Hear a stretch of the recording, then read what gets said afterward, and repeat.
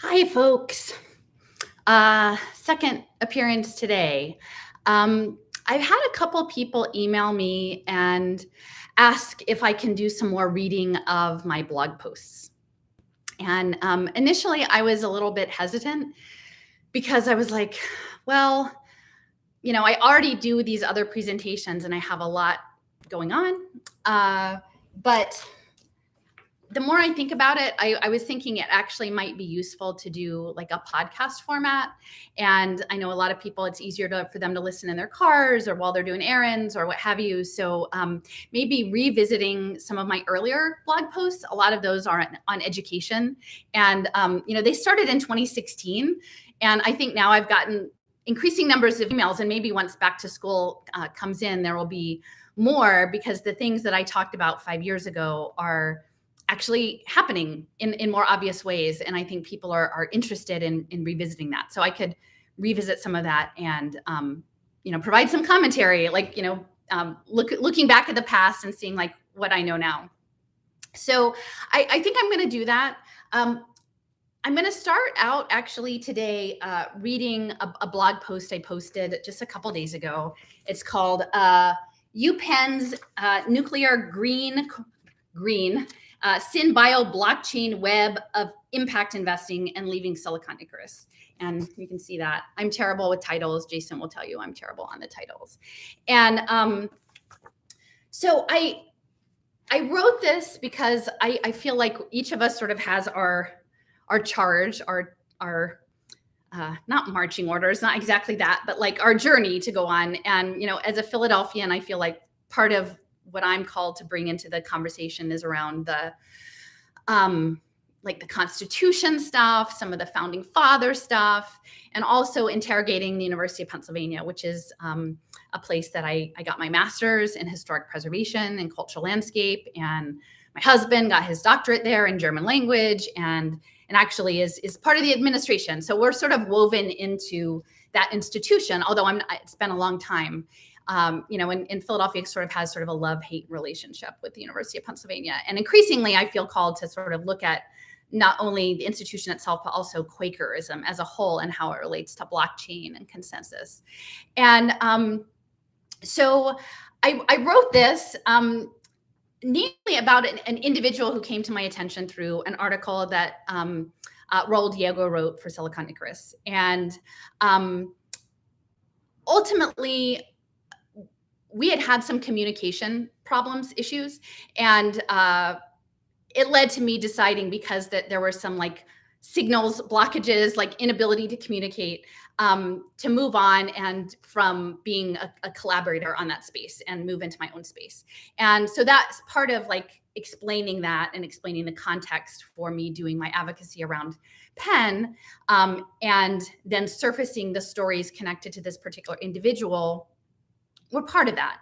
And I feel like, these online spaces are really hard.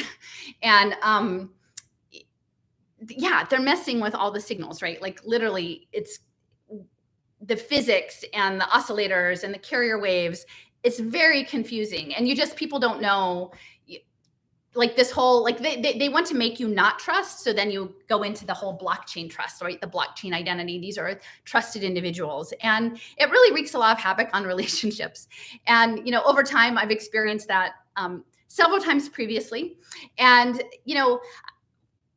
my friend that I was visiting, she grew up in a missionary household, and her frame throughout sort of our visit, like she was puzzling things because our minds operate and they're trying to sort things out. And her frame of reference around different entities, individuals disconnected from this entirely was sort of like, so is this good or bad? And I said, I don't think that's the right question, good or bad. It's like, let's zoom out and look at the structure and look at our position in the structure. And a lot of this piece that I wrote essentially was looking at my place within the structure at the beginning and sort of how that all lays out. And we're not used to dealing with that. I think conditionally, like in society, if people try to engage, I think there's a presumption that they must think that we're doing it wrong, or we have bad motives, or what have you. The tendency isn't to go to the place of, oh, let's communicate further and clarify things, so that we can be on the same page. Like, this is, I think, reflective communication. Like, this is what I was thinking. This was I was hearing. What were you hearing? It's a skill. And increasingly, it's a skill that's really hard to have in these binary spaces, right? These black-white spaces and the spaces that are mediated through military technology. So when I was interested in trying to have a conversation about this particular individual who had a really interesting history and I had some thoughts about how I saw the work that he was doing fit into the larger landscape, that communication didn't happen. And it built on sort of a few other weeks where communication was not happening. And so I feel like Raul thinks that perhaps, and he's expressed this, that I'm here to get revenge on him, or I'm trying to take down his project, or have a call to arms or something, or that this is about my ego. And really I just want to reassure him that that's not my intention. And actually he had shared that someone had canceled their subscription yesterday and asked if I was happy about it. And I said, no, like, I'm not actually happy about it. And so I'm here to say, like, let's not do that. Raul is a very, a smart man, a very creative individual, a deep thinker, and we need all hands on deck right now to do this work. Like, we totally need all of us. And, if we didn't have miscommunications or challenges, I told him, we'd be computer programs, and then we'd be some sort of seamless AI, and that's not what we want either, right? So messiness is built into being human. And my quest to tell the story that I felt called to wasn't about, I'm sure he felt that it was me calling into question the story that he felt called to tell. And I think if we had been able to talk about it in an honest way with each other, and in a way that we were, that the signals were not crossed, that we could have come to some easy resolution. But I feel like increasingly things are really messed up. And the more research that I'm doing lately in terms of nanotechnology and biocomputing and radioisotopes and these carrier waves and cycles, it's complicated. And so, like, I feel like he is feeling like I had attacked him. And I can understand why he would feel that. I also want to reassure him that that was not my intention. And I'm asking people to please continue to support the project. Part of it is I feel challenged in trying to tell these stories, because clearly the level at which, and the knowledge base I use is so deep, it's hard for people to keep up. And that's not casting shade on regular people. It's just a lot. Like, I do this all day, every day. And so for people to have the learning curve to catch up, it's difficult. And yet the more I uncover, the more I feel the pressure to try to keep the story that I think needs to be explained, which at this point, my understanding, and it keeps evolving, right? But is the way in which essentially thermodynamic economies of biological systems are going to be wedded into these AI and token economics and into the built environment. But the way I was looking at it before with impact finance and cyber physical systems, now it's even to the point of nanotechnology in your biology, in your biophysics. And Jason and Leo and I are going to talk about some of that history with the Atomic Energy Commission and radio ecology on Thursday. So I feel really stressed out. And I think if Raul could put himself in my place, in sort of a neutral place, he would understand my stress at trying to redirect the conversation from things that I feel are, not that they're irrelevant, but they're limited, right? The conversation around NFTs is limited. The conversation around the Ponzi scheme of crypto is limited. Like even the Bitcoin. I mean, I think we're sort of getting our handle on all of this, and we need to move into the next phase, which is to apply an analysis around how this actually works, both within the control grid, the blockchain, the smart contract layer.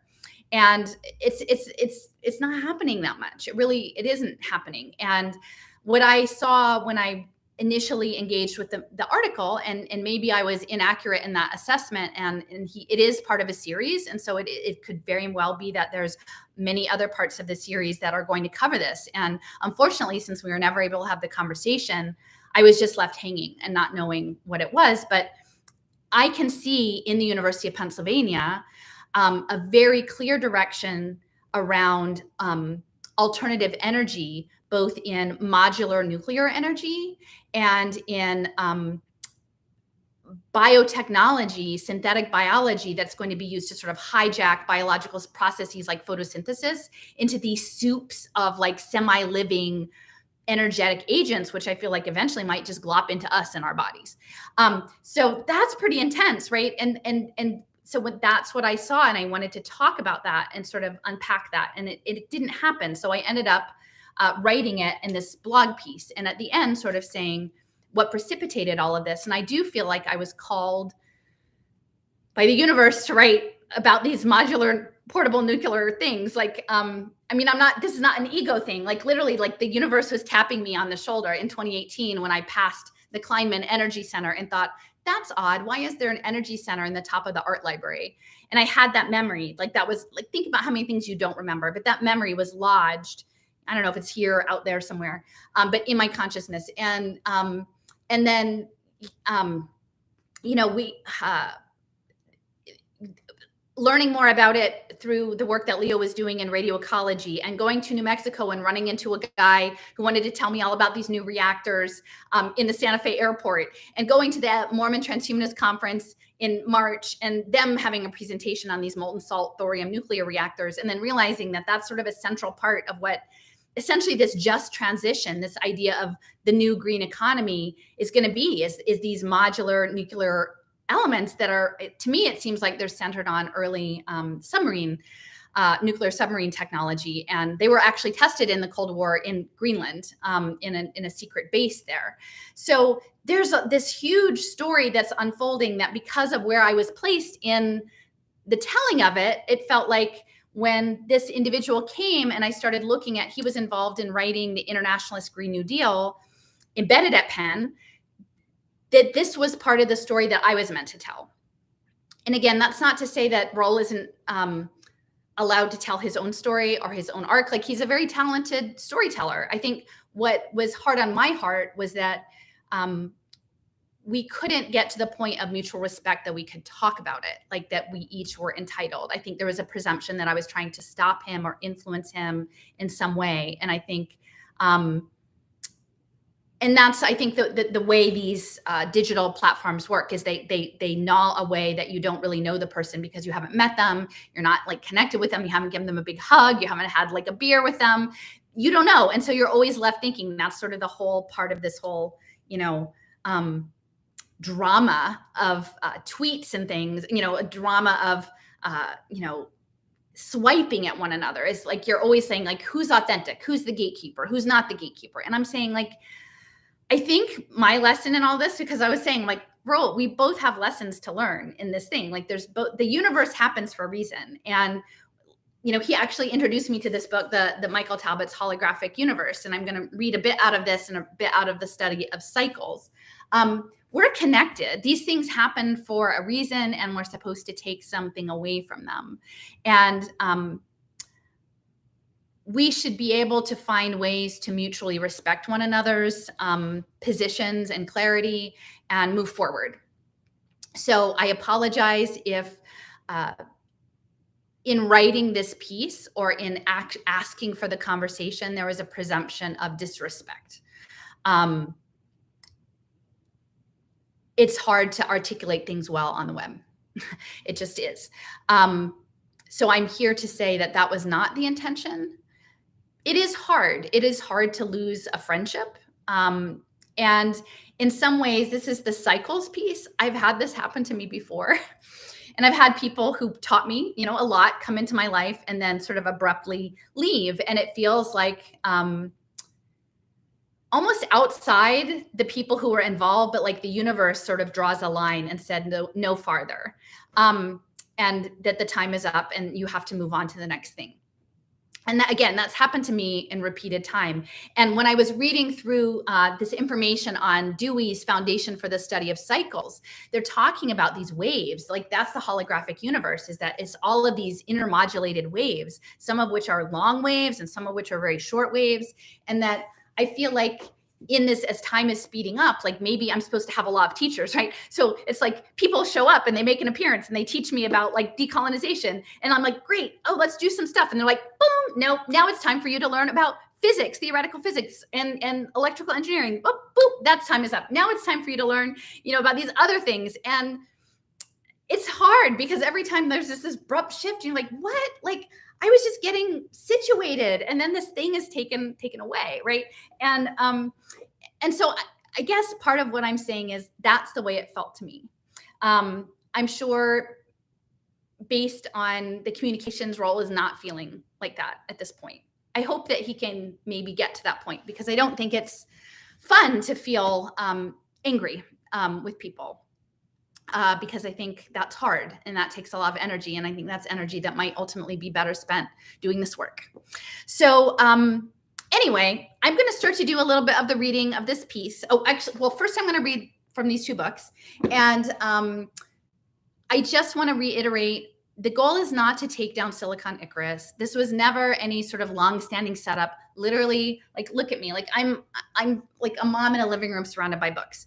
And, underwritten by pen, my partner, my husband, who is an administrator. He's not some high level person. Like, Penn is the largest private employer in the city, right? And I'm chipping away at this thing that I'm standing on because I feel like I have no choice. Like, the choice is that we live as avatars, and I can't stand for that, right? And so even as this couch, which is 25 years old or whatever, that I'm sitting on, came out of that context, like, I still have this work to do. And we all do, because none of us are outside the machine. We're all in the machine in some place. So, I hope you will take that to heart. There was sort of an unhappy exchange yesterday through messaging, and I erased that on my end. I uninstalled WhatsApp. I'm not really interested in communicating on apps at this point. I don't think it's super helpful.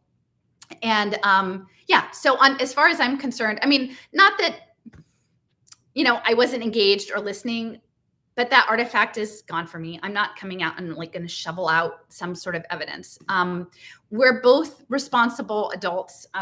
We're both finding our way, and we both have work to do. And the paths have diverged, and I think that's part of the cycle. So if there is any question, I just want to make it clear where I stand, because we don't need more hurt.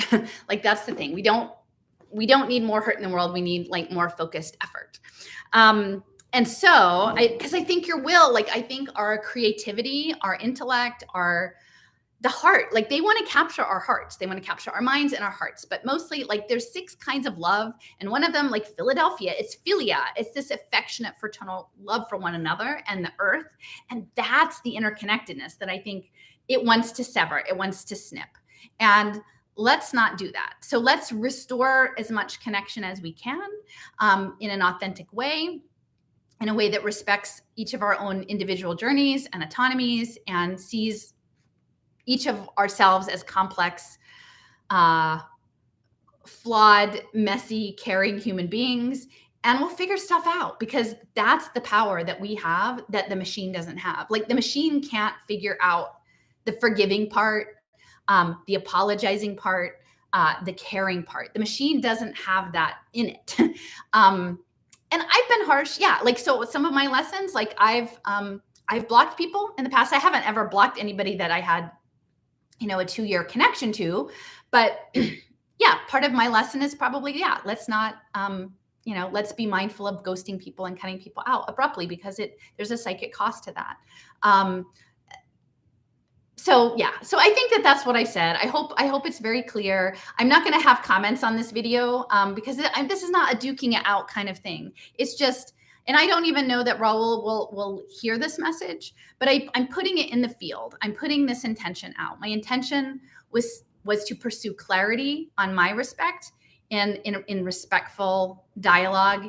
It was not meant to while it may have been perceived of as an affront to make that inquiry, and I can see that if I stand in your shoes, that's not where I wanted to take this. And so that's where we're at. So I wanted just to talk about the power of the mind, because I think we're super powerful, and I want all of us to mobilize. And like, maybe it's better not to dither around in all of the smaller shenanigans of this, and like really do the internal work, like really get strong and clear on our own internal understanding. And as far as the stories, again, Roel and I were clearly hoping to tell very different stories. And I'm not here to tell anyone what's the right story. For goodness sake, I never imagined in my wildest dreams that I would be trying to tell a story about the history of radioactive seeds and nuclear submarines and the Koch brothers installing modular nuclear reactors to pump water across the country with maybe some sort of bioenergetical electrical component that would like program us for this crazy hive mind evolution or whatever. I never thought that, like, seriously, but this is where it takes you. So we can step up, like we can step up. And so we need to be like clear in our hearts and find the story that resonates, and try to find the story that is empowering for you. And I know the people who are listening to the stories I tell, they're really small. There's a small number of people who can follow me and follow my brain. And I wish I didn't have to do this, but I do. So I'm doing it. So anyway, so I just want to, this is a book actually Roel introduced me to, and Michael Talbot, Holographic Universe, because I do think we are connected and we're all very powerful. So harnessing the powers of the holographic brain. Throughout this chapter, two broad messages come through loud and clear. Accordingly to the holographic model, the mind-body ultimately cannot distinguish the difference between the neural holograms the brain uses to experience reality and the ones it conjures up while imagining reality. Both have a dramatic effect on the human organism, an effect so powerful that it can modulate the immune system, duplicate and/or negate the effects of potent drugs, heal wounds with amazing rapidity, melt tumors, override our genetic programming, and reshape our living flesh in ways that almost defy belief.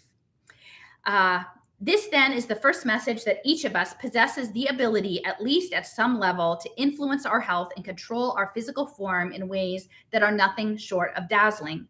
We are all potential wonder workers, dormant yogis, and it is clear from the evidence presented in the preceding pages that it would behoove us both as individuals and as a species to devote a good deal more time into exploring and harnessing these talents. The second message is that the elements that go into the making of these neural holograms are many and subtle. They include the images upon which we meditate, our hopes and fears, the attitudes of our doctors, our unconscious prejudices, our individual and cultural beliefs, and our faith in things both spiritual and technological. More than just facts, these are important clues, signposts that point towards those things that we must become aware of and acquire mastery over if we are to learn how to unleash and manipulate these talents.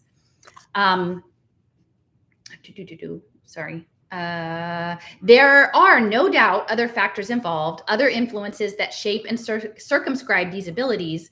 For one thing should now be obvious. In a holographic universe, a universe in which a slight change in attitude can mean the difference between life and death, in which things are so subtly interconnected that a dream can call forth the inexplicable appearance of a scarab beetle, and the factors responsible for an illness can also evoke a certain pattern in the lines and whorls of a hand, we have reason to suspect that each effect has multitudinous causes. Each linkage is the starting point of a dozen or more, for in the words of Walt Whitman, a vast similitude interlocks us all.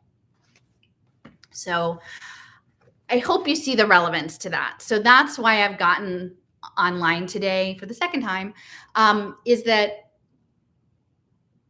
I would like for the people in my sphere and whatever harm done, like, I think that we can resolve it. And that even if the conversations can't be had, that putting that intention out on the field. I respect Roel's intellect. I respect his storytelling ability. I respect the research, the depth of his research. These are all talents that are being applied, right, to this challenge. And even if our paths have diverged because of a certain circumstance, we can all draw upon this. And I really, whatever negative energy may be precipitating, distracting him from his course of work to do the next phase, like I want to remove that from the path, like to the extent I can do that on my end. Now, ultimately, we all are accountable to our own interior states and what we're listening to. But from my end, like I'm here to say that I'm not trying to erase any hurt that you may have felt, and I apologize for the presumption, because I know myself how hard it is to feel hurt and uncertain if someone is trying to harm you. That was not the intention. And I think we can move forward, hopefully, again, diverged paths. But for anyone who's listening to this, let us all keep doing the hard work. And I think increasingly it will be clear that the hard work involves understanding frequency, understanding this holographic reality, and understanding the ways in which it's being manipulated. And I think once we have the internal compass, like the internal moral part in there, like really firm in our own being and connected in ourselves, we can build those connections with others. And that's the tipping point. Like, I really do believe that that's the tipping point.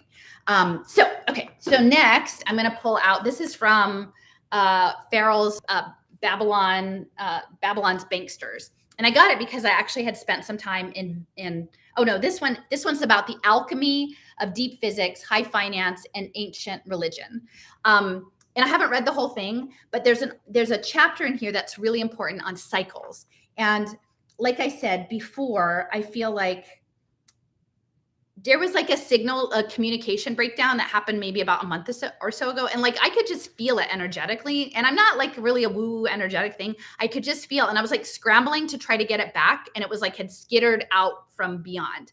And so I think it is related to these cycles. Now, what Dewey says is that cycles can be modulated, but they can't actually be stopped. And so I think whatever it is that happens or sometimes happens among people is that maybe it's the planetary alignment. Like, it's the universe saying, like, stop, move on. And as painful as that is in the moment, like, we have to reflect, take away the lessons from that experience and move forward. So let me see.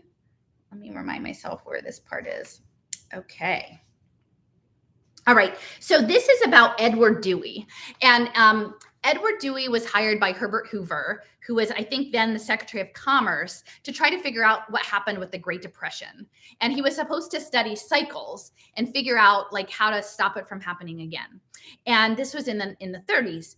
And so he did a study, but he didn't just study economic cycles. He studied the cycle of everything, weather, insects, acorns, emotion, all of this stuff.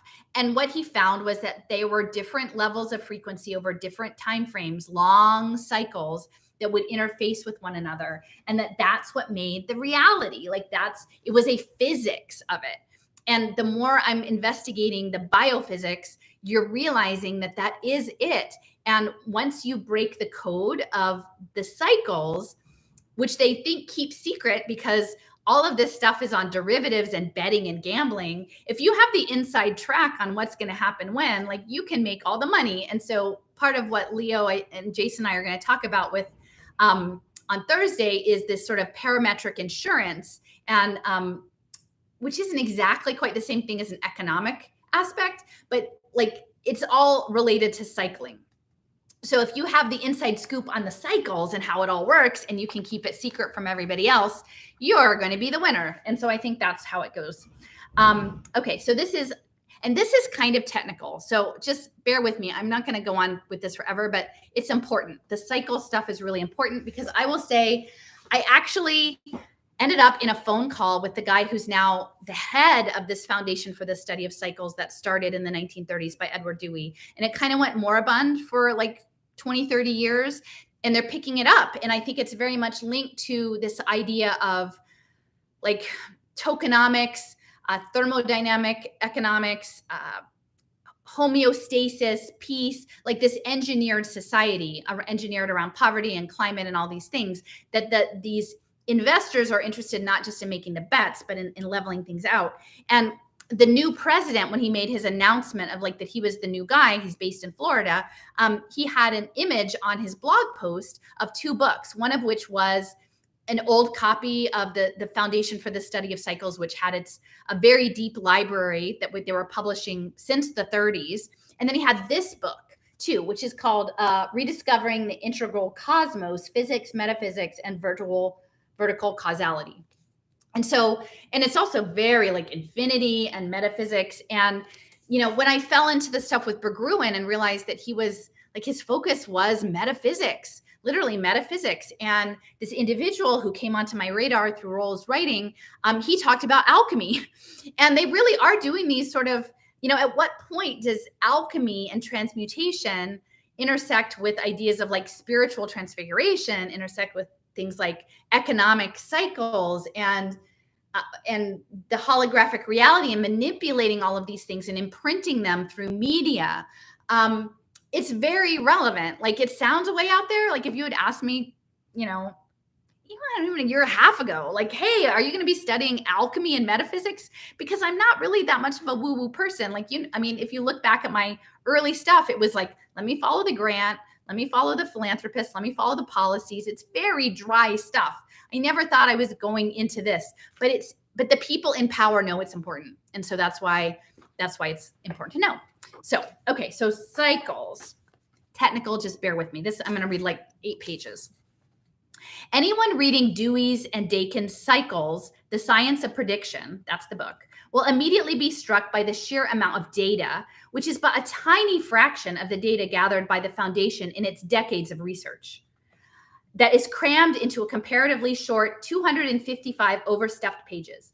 There are graphs of the growth curves of pumpkins, yeast cells, and fruit flies of whole countries like Sweden, the United States, France, Algeria, of populations, of manufacturers, of exports and imports, of the growth of railroads, shipbuilding, and automobile industries, of cattle, corn, cotton, wool, wheat, malt liquor, lumber, and cotton spindle production, coal, copper, and lead production, of airplane and natural gas production, paper, wood pulp. There are charts of the rises and falls of the Atlantic salmon populations, of lynx and tent caterpillar populations, even of the cycle of ozone levels at London and Paris. There are charts of 54-year periodic cycles in wholesale prices and interest-bearing securities of coal production in England and coal consumption in France, of pig iron and lead production. Anyway, so there's lots of charts, and they talk about all of these charts. So he's measuring all of these things. And it says what emerged from all this vast accumulation of data was that the growth curve of things, no matter what they were, from yeast culture to countries, was the same, and that there were discernible waveforms, cycles of varying years' duration in all manner of things, from stock prices to ozone levels to atmospheric electricity. And those cycles were not only discernible, but quantifiable because they were regular. And because they were regular, they were not only inevitable, but they were predictable. And as we shall see in this inevitability and predictability, there lies quite a tale. For that story is the fact that what this book is about.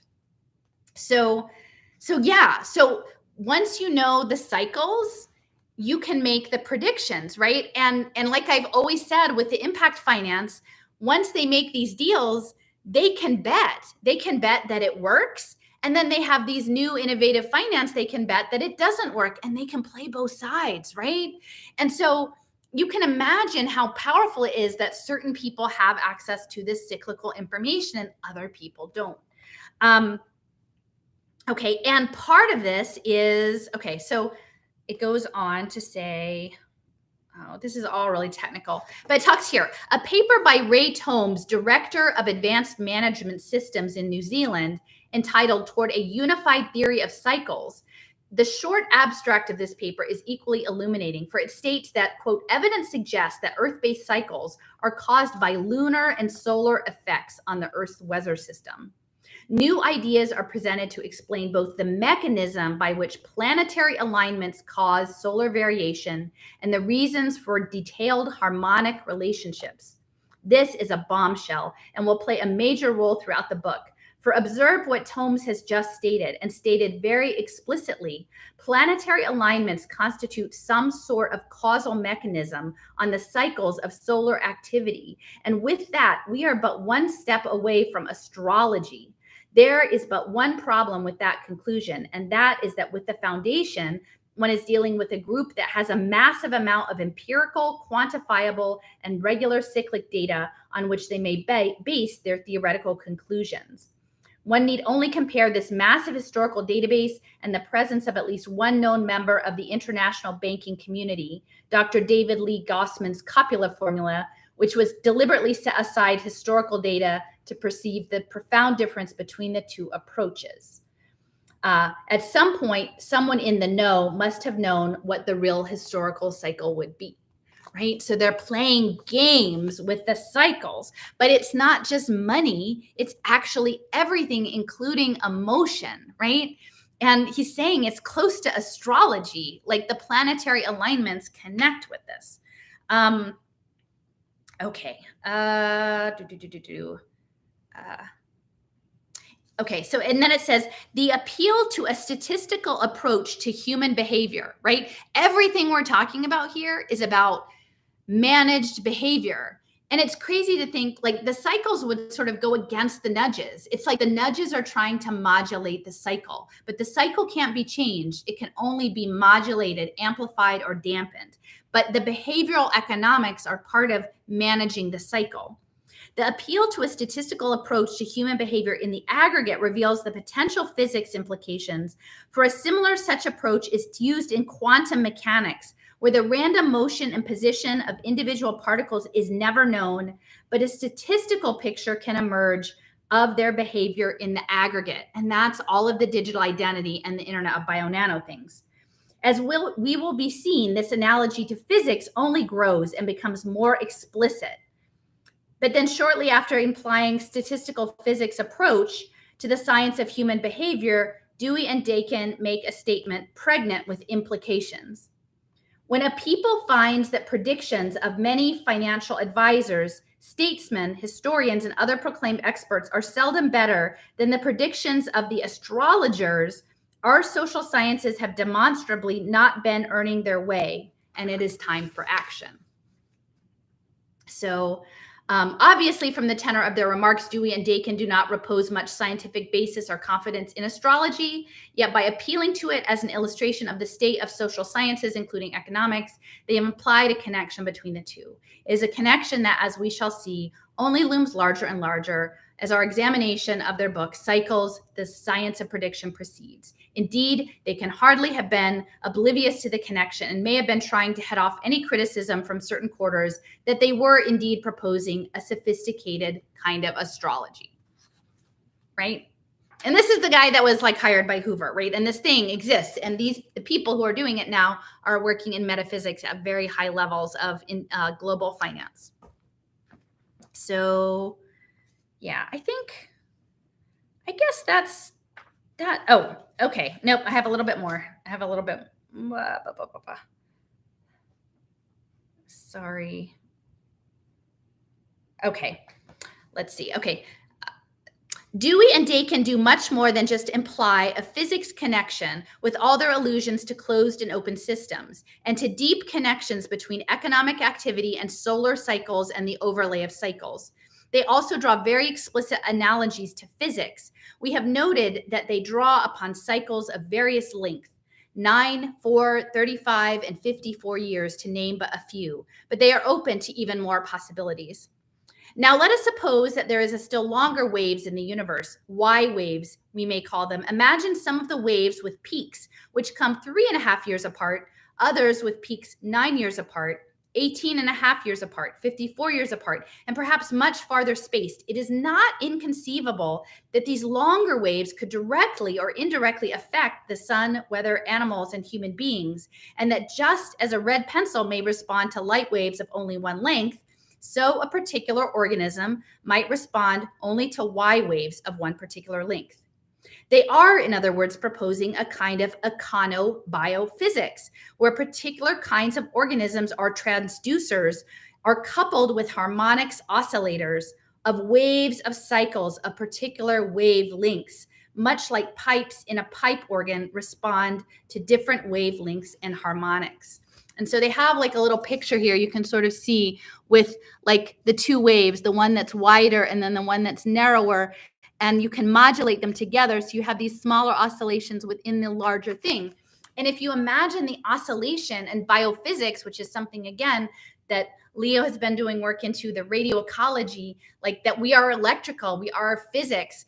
The future of healthcare is biophysics that came out of the Atomic Energy Commission. Like they are looking, it feels to me, to modulate our cycles and in very sophisticated ways that people like, because again, the global insurance companies and bankers are going to be betting on them. Like they don't want anyone else to know that they know, and that they're installing like sophisticated monitoring devices in us to like further refine their prediction of the cycle and maybe modulate these cycles. And as they said, certain organisms are connected to certain frequencies, and increasingly, like with genetic modification, they're blending organisms. Like they're literally creating a life, like organic life, as a tool to express or to as an assay, maybe as a way of sensing a frequency. That's the way it feels to me anyway. And I'm still figuring it out. I don't have it all together, but like to me, it feels really important. And this is something that Joseph, who was another person that had this abrupt break with, right? He was teaching me about the particle and the waves and the physics and the carrier waves. So he knows very much about this too. Again, as with their overlay of the 54 and 9-year cycles, note that the overall characteristic of the lower frequency, lower wavelength wave is preserved, even with the grafting of the shorter, higher frequency sound wave onto it. This process is called modulation. And in this instance, the longer, lower frequency has become the carrier wave. And so that's, I think, part of the frequency. Okay. Charles, clearly Dewey and Dakin are suggesting that what we call cause and effect are really but artifacts of our three-dimensionally conditioned consciousness, grappling with phenomena that have their origins in a hyperdimensional world of more than 3 dimensions. So like we don't have the equipment to fully engage with this information. Like, I mean, we can in the abstract, but it's beyond the tools that we like have in our beingness immediately. So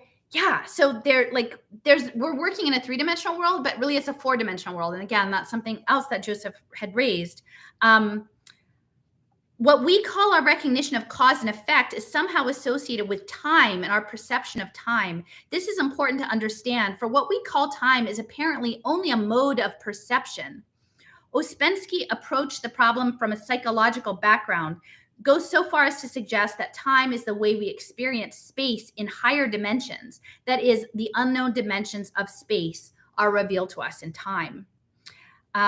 In other words, not only are Dewey and Dakin suggesting that sought after deeper physics underlaying harmonic overlays and modulations may lie in hyperdimensional physics, but they are also suggesting that cause and effect, thinking such as the case of the sunspot wholesale prices overlay cycle, is in fact erroneous.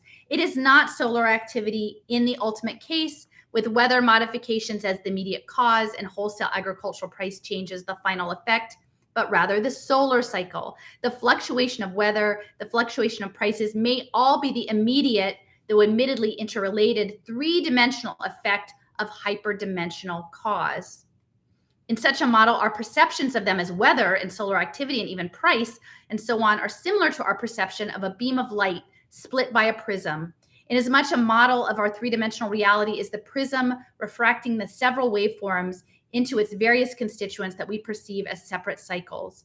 Moreover, Ouspensky, whom they cite, is quite clearly suggesting that time itself is not dimensionless scalar, but rather an entity of multidimensional spaces, which 3-dimensional reality experiences as a temporal flow. Thus, their analogy of the modulation of waves upon a carrier wave and multiple harmonics of that wave in the pipe organ is meant to couple the notion of hyperdimensionality to those harmonics of waves. This, as we shall see in the next chapter, is a profound clue. So I know that seems super technical, but I'm just asking you to consider the holographic reality, the cycles, the betting, the manipulation, that we are all like made of crystalline structures, and Vernadsky, and they know this, and the biophysicists have been working on this since the Cold War behind the scenes at these pugwash conferences. And we're all being like experiencing a reality, maybe different versions of reality, different stories. We're living in these different realities, especially now mediated through these devices, that like we have to claim our power and our clarity internally, like without the interference of the outside. And then I think once we have that, we have to have we need to work at practicing the experience of like opening our heart up to others in an open way of like openly connecting, because the isolated node is what they want. They want isolated learning agents for their AI. And it is the authentic philia connections that will be those relationalities that will make the difference.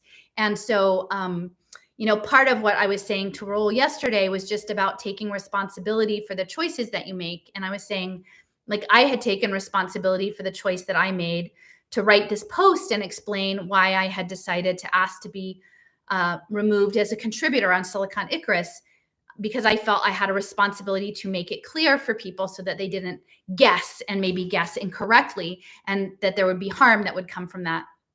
And so today I'm also taking responsibility because in the messiness of being human and also trying to control my personal agency and my journey, I clearly have hurt someone very badly and bumped them off of their focused attention to the work that they need to do.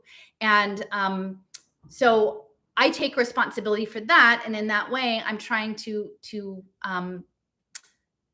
mend, that situation and say that I think actually beyond either of those engagements and the miscommunications, that it might have been happening at a higher level and a much higher level of that cycle. And that while we each have responsibility in the exchanges that happen, that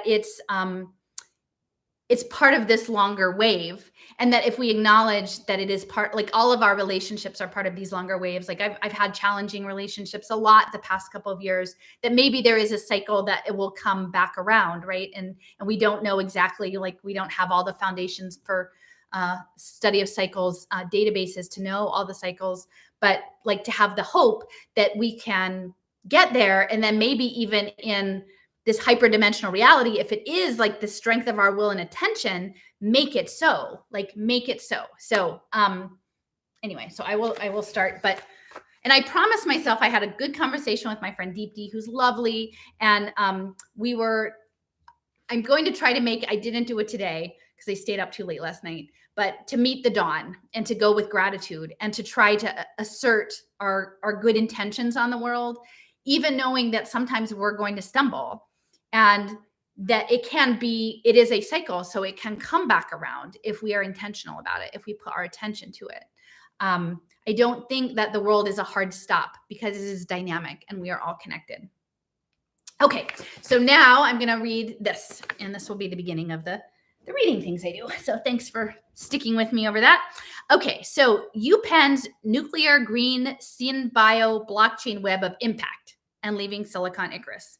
And I started, the cover image is this crypto and climate crises. And I get very agitated with Penn. I get very agitated when the stories that are being told, I feel, are duplicitous. But again, on the flip side, probably the people that are doing it have been so conditioned that they don't even know that they're telling the wrong story. Okay, so twice in the late winter and early spring of 2018, I climbed the stairs to the 4th floor of Fisher Fine Arts Library, a Venetian Gothic jewel box designed by Frank Furness as the main library of the University of Pennsylvania's West Philadelphia campus in 1890. It had been years since I'd been inside the building, whose open stacks of books I haunted in the early 1990s as a graduate student in the Historic Preservation Program. It is there, for better or worse, that I learned about decoding symbols and interpreting diverse landscapes of industrialization and predatory finance. And here's the building. Isn't it amazing? It's pretty amazing, right? I guess if you were going to cook up some like pretty important things, you might do it up there. I hold a crisp memory of my thesis advisor, a striking German woman with long white hair tucked into a tidy bun, originally from the Palatinate, who relocated to Ole, Pennsylvania. We were walking down Walnut Street when she paused to look at me, put her hand on my shoulder, and tell me that one day I would see it, that my family would be protected because I could see it. And 30 years later, the ability to sense worrisome artifacts lurking behind consensus reality is a burden I'd like to abandon, but I can't. I'm still waiting for the upside. I don't feel protected at all, and my family doesn't understand me. The account that follows isn't about placing blame. I recognize that we're all caught in a terrible machine. Some of us are enmeshed more deeply than others. Some of us are more vulnerable than others. My ability to keep a roof over my head is intimately intertwined with the fate of Philadelphia's largest private employer. If you believe the press releases, it is one of the best big employers in the nation. And I am doing my best to complicate their contrived narratives. My lot is being a gadfly for Ben Franklin's big project, the University of Pennsylvania. I consider myself fortunate to have the stability to witness and tell the stories I tell. I harbor some guilt because many people I care about don't have that luxury. Still, there is nothing to do but forge ahead. Forge ahead. Oh my gosh. I'm realizing that some of this got cut off. Forge ahead. Okay. Because the way it printed. So I'm going to have to miss a couple of sentences at the top of each page. But for a tonic of philia, affectionate love, appropriate to Philadelphia. My significant other regularly points out this institution, one from which we both hold degrees, is not a monolithic presence. Rather, it is more like a fractious collection of feuding fiefdoms. The right hand doesn't know what the left hand is doing, which is exactly how systems of power like it. University culture is a civilizing force that rewards deep, narrow, often polarizing inquiry. Academic pecking orders are determined by books published, conference papers given, grants secured, patents filed, the robustness of one's network. Virtuosos of cultivated ignorance are lauded. Plausible deniability abounds. Behind ivy-covered walls, chosen ones are conditioned to look to experts to define the contours of their character, even as the system guts them and hollows their minds to make room for infusions of submission coding. Look everywhere but inside your heart where you might unearth your moral compass. Ignore the elephants in the room as the acrid odor of dung fills your nostrils. The war on consciousness and natural life is well underway, but few retain sufficient clarity of thought or a firm enough backbone to call a spade a spade. Their boning knives are so sharp and the cuts so deft, many victims never realize that they've been gutted. That was me for decades, the good student, the good mom, the good coworker, plowing ahead until a lattice of fine cracks began to widen, revealing socially conditioned goodness to be a flimsy veneer under which a deep psychic wound festered. And it wasn't one wound, but many wounds. It was a pervasive network of woundedness, riddled with rot and papered over with progressive social policy. The prognosis is not good. There is not yet a cure for chronic domination disorder, though symptoms may temporarily be alleviated through superficial social justice performances enacted, even as most participants know deep inside, nothing is actually meant to change.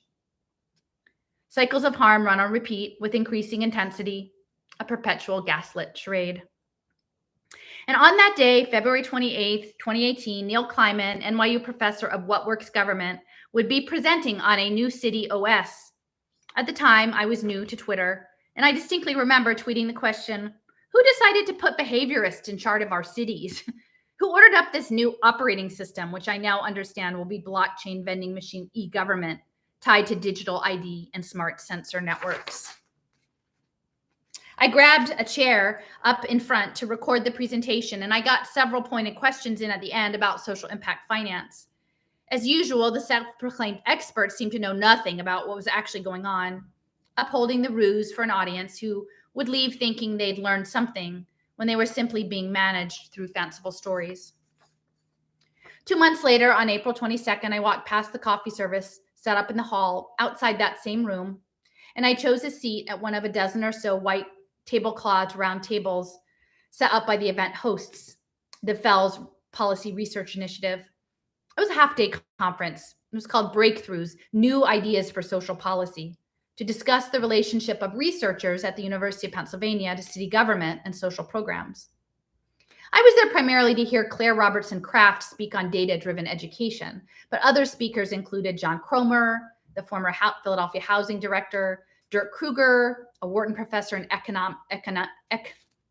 econometrics and household risk relating to labor, Cheryl Bedigol, now Philadelphia's health commissioner, Vincent Reina, a regional planning professor in housing policy, Bethany Wiggin, who is head of the Penn program in environmental humanities, who's married to an impact investor, Vivian Gadsden, professor of child development and educational.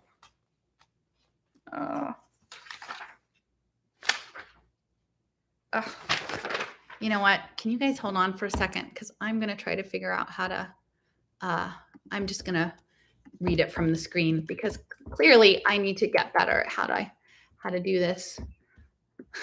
Thanks for your patience. I'm just going to read it from the screen because I printed it all out and that was a waste of paper because it didn't print right. Okay. All right. Okay. All right. So, and keynote, Eric Kleinenberg of NYU's Institute for Public Knowledge. Kleinenberg's talk focused on climate change, urban heat crises, and anticipated growth in global populations of displaced people, all of which are impact markets. I was probably one of the only people attending who wasn't already part of the game. Most of the participants, both the presenters and attendees, had bought into the idea that research partnerships between university and city could only be a plus for Philadelphia residents. They wouldn't reflect on the fact that the largest private employer in the city, a nonprofit, is not actually required to pay property taxes, a fact that hobbles our public schools. And they would not consider how private funders, from philanthropists to the military, skew research programs at institutions like Penn. They didn't have any understanding of how housing, labor, education, and ecology were being woven into data-driven debt products through ubiquitous computing networks. I recall that during one question and answer session, someone made the statement within the context of environmentalism that Black people in North Philadelphia drank too much bottled water, which shows the degree of liberal entitlement that these folks swim in 4 years after the people of Flint were intentionally poisoned by their government. The person continued, I think maybe the social impact investors over at the Sierra Center will figure out how to fix that. They're meeting there today. And that was my introduction to total impact, which I wrote about later in relationship to Sister Mary Scullion, Project Home and data-driven housing services, housing first wraparound services. That day on the top floor of Frank Furness's Jewel Box, no one was thinking about ENIAC, the first computer, or the Sing Nanotechnology Center, 2 blocks east, or the Worcester Institute on the other side of College Green past Franklin's broken button statue. It was created in 1892 as the nation's first private biomedical research institute. Just like the young man who had sat next to me, who was there to learn about skill development and human capital, their focus was narrow, not expansive, because to look beyond is to risk being ostracized, and most don't. Instead, they drink the coffee and nibble the fruit salad cups and oversized muffins and pretend that everything is just fine. And the wounds continue to fester. So to get to the room where those 2 social policy gatherings were held, you had to pass the Kleinman Center for Energy Policy, part of the Stuart Weitzman School of Design. And the program was founded to promote innovation in energy policy with a $10 million gift from Scott Kleinman, a Wharton alumnus and co-president of Apollo Global Management. 2 reports from that institute stood out to me as being of particular interest. The first, Nuclear Energy Meets Climate Change, Revitalizing Nuclear Energy to Decarbonize Electricity in the United States, which was done in 2021, and Energy and the Blockchain, Opportunities and Challenges for Climate Energy Governance, which was 2018. So again, imagine back after the hurricanes in Puerto Rico, they were very much intent on blockchain and decentralized energy systems, which I think will ultimately be linked to these nuclear deployments. Apollo emerged from the wreckage of the Drexel-Burnham-Lambert collapse in 1990, resulting from Michael Milken's junk bond exploits. And Kleinman, who funded it, maintains an affiliation with the Milken Institute. Apollo's early strategy, led by Leon Black, was to acquire distressed companies and then gain a controlling interest in them through managed bankruptcy proceedings. and Black left the firm, which has $500 billion in assets under management in 2021, after an internal investigation revealed he'd made $158 million in payments to Jeffrey Epstein over 5 years. Black remains the firm's largest individual stockholder. And last fall, Apollo hired its first chief sustainability officer, Dave Stangus, to lead ESG, environmental social governance efforts in portfolio management. And last summer, Kleinman published a 120-page document, the Apollo ESG Effect, Volume 12 Annual Report, from which the following excerpt is taken. Quote, "For a decade, bold, we have built a successful ESG program that has set the standards for ESG reporting within our industry, helping to drive sustainability, climate action, employee engagement, and responsible citizenship across our companies. However, as we look to further integrate ESG principles throughout our business, our goal is to engage all 1,700 of our employees and those of our fund's reporting companies and relationships.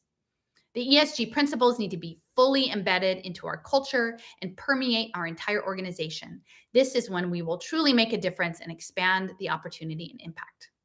Reflecting on the past 12 months, we are proud of the progress we've made toward achieving this goal. Apollo has taken steps to move to a best-in-class, transparent governance structure. We have redefined our purpose and values and expanded the opportunity for diverse talent with industry-leading initiatives. And within private equity, we launched a dedicated impact platform. That's the data dashboard, which will invest in later stage companies that align with specific United Nations Sustainable Development Goals. And within credit, we have developed a proprietary rating system to further incorporate ESG into our investment process. ESG integration across our entire firm has proven not only to be the right thing to do, but simply better business. So again, it's the impact metrics, it's the integrated platform, it's the ability to scale that impact data. And that's something that both Leo and I have talked about through Ocean Protocol, and these other AI tokenized machine learning systems will not only be used to generate synthetic debt products and bet on them and bet on life on Earth, not only people, but nature, but also to refine machine learning for the singularity.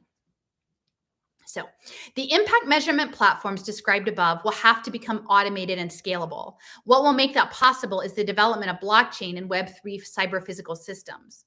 The evolution of the internet from individual communication technology into pervasive computing will demand intensive resource extraction to construct and power the sensor networks that will kill natural life on Earth to generate a counterfeit controllable simulation.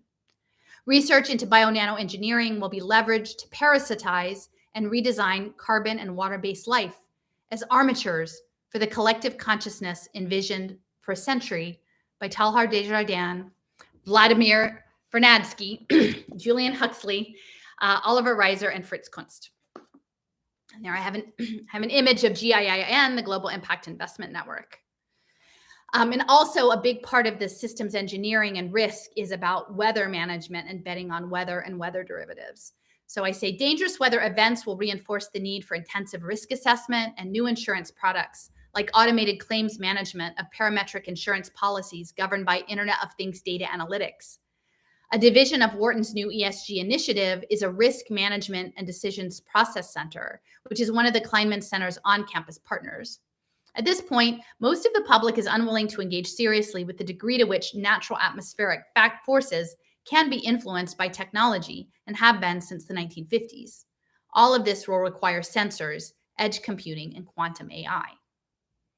The Quakers, the University of Pennsylvania's mascot, described themselves as children of the light. Is this what they meant? Photonics? Optics? Iris, and Iris is the reporting platform, the impact metrics. The rainbow goddess sending data to Olympus, the GIIN or GIN of sustainable social impact compliance. Will the fire taken by Prometheus be tamed by Apollo and remade as biological photovoltaics? Will human flesh, through the use of piezo MEMS, piezo microelectrical mechanical systems, become a novel computational substrate? Material scientists associated with the Lawrence Livermore National Laboratory, Maxwell Morialdo and John Bailoff, have been theorizing a new type of stablecoin that would employ quantum thermodynamics to create, quote unquote, Sorry, I'm getting a little thick in the throat. Free energy from information with responsibility for erasing waste data transferred on blockchain to outlying network participants. Fellow researcher Leo Saraceno alerted me to their paper, which is called Can Stablecoins Be Collateralized? I had a typo there. Be collateralized by a fully decentralized digital asset, which was published in the June 2022 issue of the Crypto Economic System Journal, which is housed within the MIT Digital Currency Initiative. So, and then I have a link to the related discussion that we were doing on our discourse. It's not a stretch to imagine wearable or implanted piezoelectric energy harvesters being used for that purpose. Picture people on prescribed pre-diabetic fitness pathways linked to social impact finance deals with smart uniforms, even as their sweat, body heat, or blood flow is used to offset the energy costs of information erasure in the Web3. In a conversation I had recently about Quakers being filled with the Holy Spirit to the point of physically quaking, I can't help but contemplate the possibility of an ultimate perversion of sacred practice through the intentional harvest of spiritual energetics using novel climate tech materials. There are so many faith communities operating in the social impact space. Would it be a stretch to imagine the dark forces wanting to capture the quote unquote inner light of pay for success program participants to advance their misguided plans for liberal-minded decarbonization? And I'm just going to see if I can find the picture here that I have. So this is Iris. That's the impact management. And look up Iris because that's the rainbow goddess, and that's photonics. And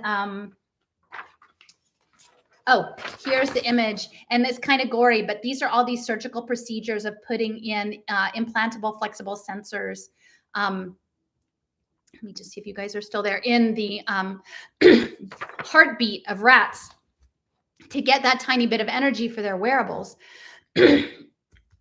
Sorry, guys. And I think that that will be, the wearable will be your interface with Web3. I think it will be very, very low energy computing and activated somehow by a sensor. And so that, like, what if actually our own beating heart is what's fueling this? And they've already talked about the fact that they've got these use models in rats that they're ready to apply them to people. And then I included a quote about Quakers and quaking, because that would probably be the most ultimate perversion of our beingness, is to have like the vibrancy of our sacred spiritual energy captured to run the Borg. Right? So I'm going to read, this is from just an article about Quakers, but it was talking about, and part of it's cut off, but like not only quaking, but yoga and Qigong, the resulting physical and mental phenomena are not all that different. When more energy begins to flow in a person's body than an undeveloped or blocked energy system can handle, whether as a result of meditation, energetic exercise, or religious practice, excess energy must be expended in some way, usually in the form of involuntary movement or sense experience. William James, in the Varieties of Religious Experience, called these phenomena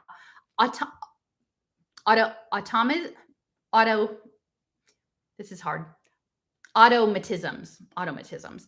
And he believed that all the great religious figures exhibited them. Christians throughout history have experienced them too. When moved by the Spirit, is not just the Quakers who quake, but Shakers shake, holy rollers roll, and Pentecostals speak in tongues and are slain in the Spirit. These physical and sensory phenomena, however, are not that important in themselves. What is important is the energy that gives rise to them. I believe that the energetic experiences of early friends greatly influenced how they conceptualized their faith. Before Quaker notions such as the power of the Lord, inner light, or the seed were abstract theological concepts. They were, I believe, actual bodily experiences. As John Mann and Lars Short point out in The Body of Light, the physical body is the mediator of all of our experiences, and this is especially true of our profound religious experiences. The body is truly the temple of the Spirit. So, like, think about all of that. Like, the heart piece is, I believe, connected to like the harm, the cardiac harm that's going to require a lot more heart monitoring, and that's part of that power. But then there's also the ultimate perversion, which is the spiritual energy that they're seeking to capture. So, okay, so let me keep going. As fellows associated with the Kleinman Center work on energy policy infrastructure, professors and students who are part of the VIPER program, VIPER, work on the developing technology that underpins the faux quote unquote greening of biomolecular design. The primary benefactor of Penn's Energy Research Division are P. Roy Vagelos and his wife Diana. Vagelos, an alumnus who serves on the university's board, trained as a physician and held positions with the National Institutes of Health early in his career. From 1966 to 1975, he worked at the Washington University St. Louis School of Medicine and Massachusetts General Hospital. And prior to his arrival, both institutions maintained close relationships with the Atomic Energy Commission and conducted radiation experiments on civilian populations. Vagelos took the reins of the pharmaceutical giant Merck and later Regeneron. And during his time at Merck, the firm developed the antiparasitic drug ivermectin. Isn't that interesting? Which the company arranged in coordination with the World Bank and the World Health Organization to donate the drug to African countries as a treatment for river blindness. Control of the disease starting in the mid-1970s was the World Bank's first public health project. And by the 1980s, Vagelos was being lauded as an early pharmaceutical philanthropist. And so here we have his picture here. Okay, and he was a biochemist. The VIPER Integrated Program in Energy Research, or Vagelos Integrated Program in Energy Research, VIPER, is a dual degree between the School of Arts and Sciences and the School of Engineering. It was started in 2012 with the goal of creating a cadre of alternative energy researchers who would have the opportunity as undergraduates to conduct extensive laboratory research. And among them was William Deo, interesting again name in the sacred context, a class of 2021 who studied physics. He earned an MS in engineering, and this is the thing. So the biophysics, in the summers he worked in investment banking. And I do think that, again, the system of cycles is really central. I do think that the people who are working on biophysics must be attuned, at least at the elite levels, to the cycles themselves. So there you can see this screenshot of VIPER, which is, again, it just seems like kind of an intense choice. So the title of this is Will Deo, VIPER 21, on his recent piece, Can Nuclear Hit Its Stride in Africa? So it's on nuclear power. And what he's talking about is that his intention is that Africa be able to skip from fossil fuels directly to nuclear, which they're calling green and environmentally friendly. Okay, so 7 years after the Vagelos' initial gift, they made another gift to the University of Pennsylvania Schools of Arts and Sciences. It was the largest donation to date, and it was part of their 2019 Power of Penn campaign. And again, you've got the electricity, Ben Franklin, the lightning bolt, the key, the kite, and the key, the power of Penn, so bioelectricity. So they gave $50 million. It was pledged for the construction of a 110,000 square foot laboratory complex that would have high-performance optics labs and a nuclear magnetic resonance spectrometer suite with helium recovery. And the building was going to house the VIPER program and support interdisciplinary investigations into the creation of new energy science technologies. Vagelos had previously endowed 4 chairs at Penn in the sciences, funded the creation of another 100,000 square foot chemistry building in 1997, and he established numerous scholarships in molecular life science and biophysics. The Vagelos Laboratory for Energy Science and Technology is under construction and anticipated to finish in 2024 at a cost of $173 million. And in a press release, the Dean of Engineering and a specialist in multi-agent robotics, which is essentially drone swarms, Vijay Kumar. So this is his quote. Sorry, that phone is ringing in the background. This transformative gift, sorry, I wish it would just stop.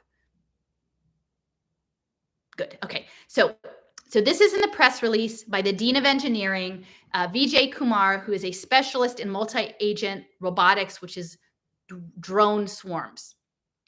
Quote, this transformative gift, again, transformation, will supercharge energy, Penn Engineering's interdisciplinary and innovative culture while nucleating new collaborations with Penn Arts and Sciences. There is no bigger challenge for our planet than the creation, storage, and conversion of energy in a clean, efficient, and cost-effective way. Penn engineers and scientists are partners in working towards a sustainable future.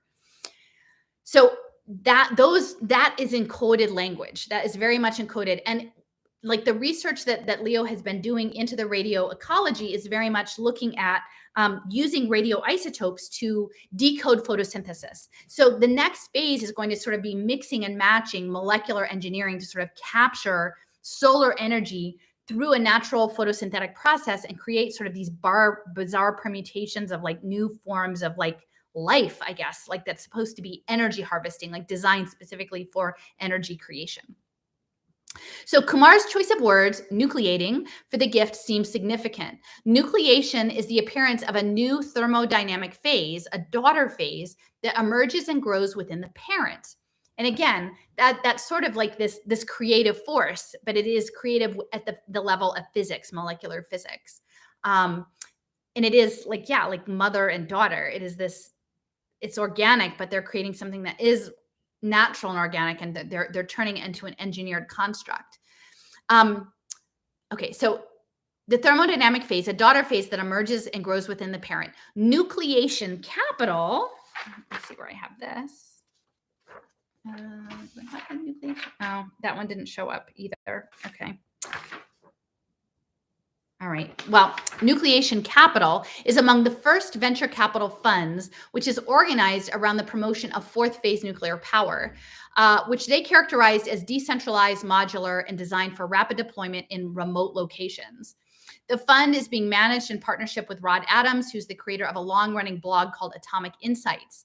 And in advance of the COP26 climate summit in Glasgow last year, the International Atomic Energy Agency, a United Nations partner, which is based in Vienna, which is where actually one of the key figures in this Foundation for the Studies of Cycles is based, the cybernetic economy, based in Vienna. Actually, Ludwig Bertalanffy, which is the Alexander Laszlo's son, is connected to that as well. There's a lot of stuff in Vienna. So the fact that the International Atomic Energy Commission is there is important.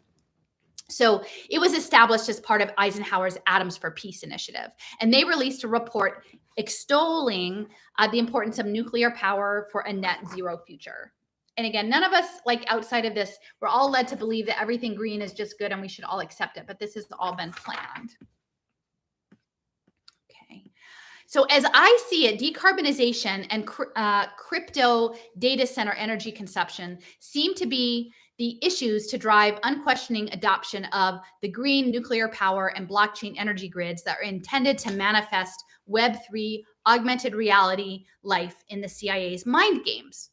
And so I just want to sort of reiterate that was what was very clear to me in looking into the contact, the person referenced in Raoul's article about Greenland and mining, was that behind Zane Griffin Talley Cooper was this entire infrastructure of Penn that was running impact finance, data analytics, next gen nuclear, and the story that would be created around like resource extractivism and energy connected to crypto mining, which was the focus of his project, his immersive virtual reality project, was literally going to be used to run, like to push towards a green crypto, a green web, a green version, but green meaning a molecularly engineered version that is being set up by the Viper program, by the alternative energy programs, by Wharton, by the systems theory, by the social policy people, by everyone who wants to engineer the cycles or attempt to, because again, as Dewey said, you can't change the cycle, you can only modulate it and predict it. So that was the conversation I really wanted to have that didn't happen. And I feel like there must be some reason that it didn't happen. And I think that reason was a lack of communication and that there was some interference with the signaling that was going on. And to me, it's like, I'm going to go with that this was part of a frequency cycle than making some other presumptions about it. Okay, so the next up, I have these. You're not going to really be able to see this very well, but I'm going to link to the original in the post by Frederick Soddy. He was an English chemist who discovered the transmutation of elements through radiation. So he was the guy who set up actually the word isotope. He was the first one to actually explore those changes that were underway in radiation. And in the second half of his life, and I made this whole map that you're not going to really be able to see, but you should look at it later. He studied economics. So he was a biochemist who was very interested in transmutation, radiation, the changes that happen to biochemistry from one to the other. I don't know, I'm not like good at all of this. So how it changed, that transition, that was his focus. But then he was applying it to economics and factoring in other aspects that really were going to become the base under which these natural asset companies, the nature-backed currencies, these interspecies currencies are coming. And this is linked to some stuff we're going to talk about on Thursday. But these Odom brothers and the Atomic Energy Commission, and tracking everything through the cycle, the carbon cycle with these radioactive isotopes to determine and make the predictions about the cycle themselves, to imbue everything with a tagged radioactive element so that you could monitor it. And then within that energy exchange, which is a metabolism really, that is an economy. And that's what was so clear from the woman at the Arise presentation, when she was talking about the fungi and the root and the phosphorus exchange, and that she framed it that the fungi was trying to manipulate the root by withholding phosphorus or pruning it chemically, that it was an economy that was happening, not as a natural sacred process or a community, but literally like a free market economy. And that's where the thermodynamics and the radiation and the natural fit, the biophysics and the economy all fit together. And Frederick Soddy was someone I had never heard of. And, he has among his books, like The Chemistry of Radio Elements and the Interpretation of Radium, but then also The Role of Money and Cartesian Economics. So to me, I feel like he's a very important character. Okay, so nuclear energy was central, and we see that making a comeback with many public figures, venture capitalist Mark Andreessen among them. There is much discussion of thorium reactors being an option not only for decentralized green, safe power, but with the potential to generate radioisotopes too, which is perfect for the Human Plus campaign of mutagenesis, that's like my other book about atomic life that I've been reading, is using these isotopes to push us into this next evolutionary phase. There seems to be increased interest in salutational evolutionary theory. Okay. And which means essentially that big changes can happen, major mutations with multiple genetic changes in a short period of time. So what Darwin proposed was that it was gradual. The salutation is that there are major jumps on occasion, not all the time. And so there was this dynamic and this idea of using hormesis, I think that's how you say it, even radioactive hormesis, to induce low-level stress to trigger these mutations. And this is something that they've been working on since the 19-teens, since the discovery of radium and X-ray crystallography, to change gene mutations and control life, control the expression. And now we're so much further along. And part of this, they were talking about the creation of, they literally called it hopeful monsters, which is kind of crazy. But this is just an indication of like the little dots are the slow gradualism, and then the big jumps in, it would be red, are the salutational evolutionary theory. So these are concepts that are important to know. And then this is the image of Hormesis here. What they're saying is if you get LDR, which is low dose radiation, it repairs your DNA and it's antioxidative and it has good signaling and all of this. And if you get high doses, it's bad for you. But I don't think most people even know that radiation hormesis exists or is even a thing. So we should be talking about that more. And here's the bit about hopeful monsters. It says, hopeful monsters are organisms with a profound mutant phenotype that have the potential to establish a new evolutionary lineage. The synthetic theory of evolutionary biology has rejected the evolutionary relevance of hopeful monsters, but could not fully explain the mechanism and mode of macroevolution. On the other hand, several lines of evidence suggest that hopeful monsters played an important role during the origin of key innovations and novel body plans by salutational rather than gradual evolution. Homeotic mutants are identified as a especially promising class of hopeful monsters. Examples for animal and plant lineages that may have originated as hopeful monsters are given. Nevertheless, a brief review of the history of the concept of hopeful monsters reveals that it needs refinement and empirical testing if it is to be used as an addition to evolutionary biology. So yeah, hopeful monsters, it gives you a whole different like sense of the whole Marvel, comics, right?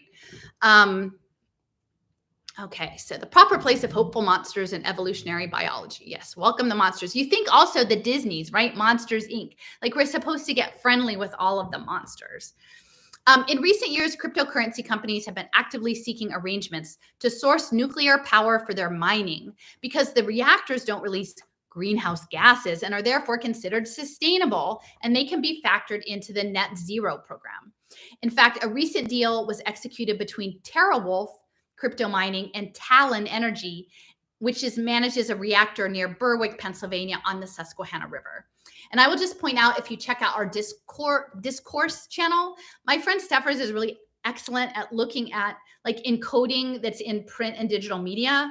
And, I've mentioned before about Michael Wan's podcast about the importance of the Susquehanna River as this ancient, powerful river, and that placing these artifacts, including the nuclear energy on the Susquehanna, is part of this imprinting. But if you look at TeraWulf, which is wolf, and Talon, which is like a talon, like a hawk or an eagle, that a lot of the stuff that we're looking at around these new reactors, which run on thorium, seem to sort of revolve in some ways around the Nordic countries, around Scandinavia, around Greenland, around Iceland, and around Norse mythology. So the mythology, even Apollo Capital, we can see that plays a big role. Okay, while uranium has a bad name within the public sphere, thorium is emerging as a compelling alternative to power a new generation of reactors, drawing on molten salt research carried out, but then set aside in the 50s as the arms race heated up. The Atomic Energy Commission opted for technologies that would generate plutonium for weapons. Thorium requires additional processing, but is supposedly more abundant than uranium, with India, Brazil, Australia, and the United States believed to have the largest deposits.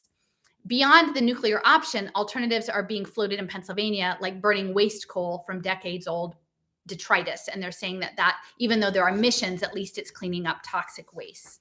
So you can see this is a tweet from Bloomberg Crypto on nuclear energy and crypto and how they're interlinked. And to me, that's a really huge story. Like the nuclear is the stuff I haven't seen a whole lot about. Nuclear, not only just that it's maybe problematic, but also in relation to the isotopes and the saltational evolution in the Hormesis. Okay, so once you understand the problem, reaction, solution paradigm, it is hard to listen to this Penn Energy Week presentation and not imagine they're actively setting up impact markets for crypto. So I'm going to I know you won't be able to see this, but you'll be able to hear it. And I'm going to play this. It's pretty short, but I think that this is really important. Like, it's problem, reaction, solution, problem, reaction, solution. And within this, they need to create systems of measurement for energy consumption of crypto and Web3 that are extravagant. And I'm not saying they're not extravagant, but they need to maximize them so that when they do their transition to the green crypto, the clean energy, the nuclear, that they can do that as a social impact finance market and link it on the blockchain to this decentralized grid and like make all of their money. So I'm just going to play this right now and we'll see. Hopefully you can hear it. Bottom line, though, is how much massive energy demands these very large crypto mining server plants require. Well, this leads into really the focus today, which is the connection between this innovative currency and the planet. And as I mentioned, you wrote an op-ed piece published last summer where you called out what you described as very serious concerns about the environmental impacts of cryptocurrency, writing that, if I can quote, these environmental concerns might well form, quote, the single most important policy factor against the growth of cryptocurrency. Yes. So I know you have some slides too. So if you want to share some slides here about the carbon footprint, that would you've already beat me to it. Go ahead. You can see that, right? Yes, that looks great. Well, one should never underestimate the enormity of the energy drainage that cryptocurrency requires. I do put in a caution that there are more efficient ways to develop and mine cryptocurrency, but at this stage, this is a chart from Cambridge, and this is an organization at Cambridge in the Judge School of Business that carefully tracks on a 24-hour basis the usage of, for example, Bitcoin. Notice that this chart only addresses Bitcoin. And if you go to the bottom row, you will see with a single Bitcoin transaction that one Bitcoin transaction uses the equivalent electrical energy of an average US household over 74 days. We're talking really big demands. In addition, the carbon footprint, and this I would qualify, it depends on how it's produced, the energy is produced, but let's assume it's coal mining. The carbon footprint of one Bitcoin transaction equates to over 2 million Visa transactions. Or in terms that my son can understand, 200,000 hours of watching YouTube, which I think he racks up somehow every week. And then there's the waste element as well. So we can see a similar, first of all, a huge growth, and this is going off a very small base, but the aspirations of cryptocurrency is ultimately to replace the sovereign financial system, but we'll get into that later. Ethereum is not much different. It has a lower volume, but you will see again a single Ethereum transaction footprint, the electrical energy there of an average US household of 8.98 days, and the carbon footprint of 24,000 hours of watching YouTube. You can check using those references every day. It's updated almost in real time. And there are other places as well where one can see this kind of consumption taking place. On a relative basis, the Bitcoin network uses an electricity consumption on an annual basis that's greater than the country of Norway, not that far behind the state of New York.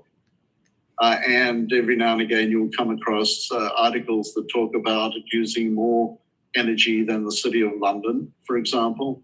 So on a relatively small basis to date, you are seeing very big energy consumption, almost all of which translates into environmental impact. All right. So thanks for listening to that. So that's really important because I had someone actually email me today and they were talking about wanting to know, not understanding the cost offsets. And you know, you have to understand that this is all a game. I mean, I've talked about this in the past. Kevin Wehrback, who is a professor at Wharton, he has written books on blockchain and gamification. And what he tells the Wharton alumni is sometimes, like, the world is a game and the rules can be unexpected and confusing. So ultimately, you want to be the person designing the game. You want to make the rules. And that's what's going to happen with the smart contract layer, right? You know, I had someone mentioned to me that in an educational institution setting, that if you are required to keep up with like a nose swabbing protocol that's on a data dashboard, because most of the universities are operating through Canvas now, that if they're all integrated, and so that if you fall out of compliance with your uploads for whatever your weekly testing, that there can be an automatic procedure to lock you out of your Canvas access, which means like if you're a student, you can't go to class, or if you're a professor, you can't teach. And so all of these things are being increasingly integrated and automated. So Kevin Wehrback at Wharton knows that this is a game. They want to create the rules of the game. The rules of the game are to set up these fictitious manufactured cost offsets. And when I was in the education space, what they would do is they would test children on content they hadn't been taught yet.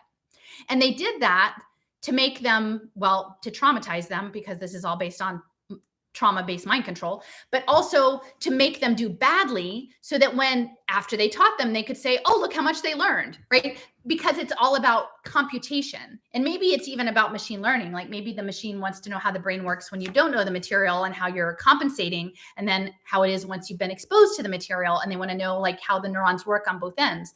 But that's really, it doesn't make sense in the normal way of looking at the world like a normal human. It's actually terrifying and terrible. My child, when they were we had these things called SLOs, student learning objectives.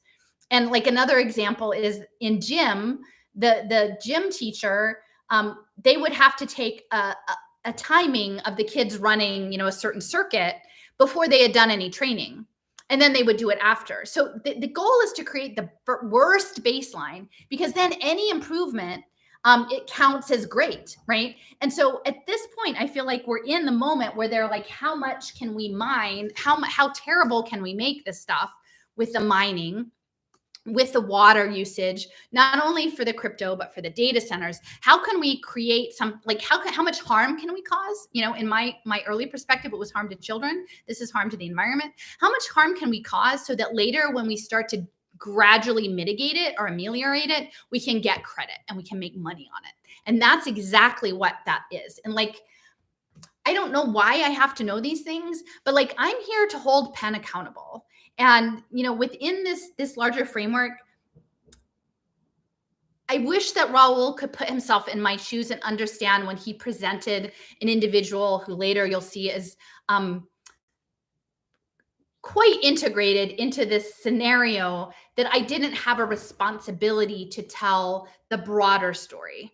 And I would have loved to have been able to talk to him about the story he wanted to tell, and so that we could maybe complement each other. But again, due to signals jamming, that didn't happen. That was unable to happen. And so I wrote this piece instead. But this stuff with tracking the crypto and the energy and getting the early baselines of horror, because there's not a business school in Cambridge that's logging this because they care about the damn environment. Like, let's just be honest now, right?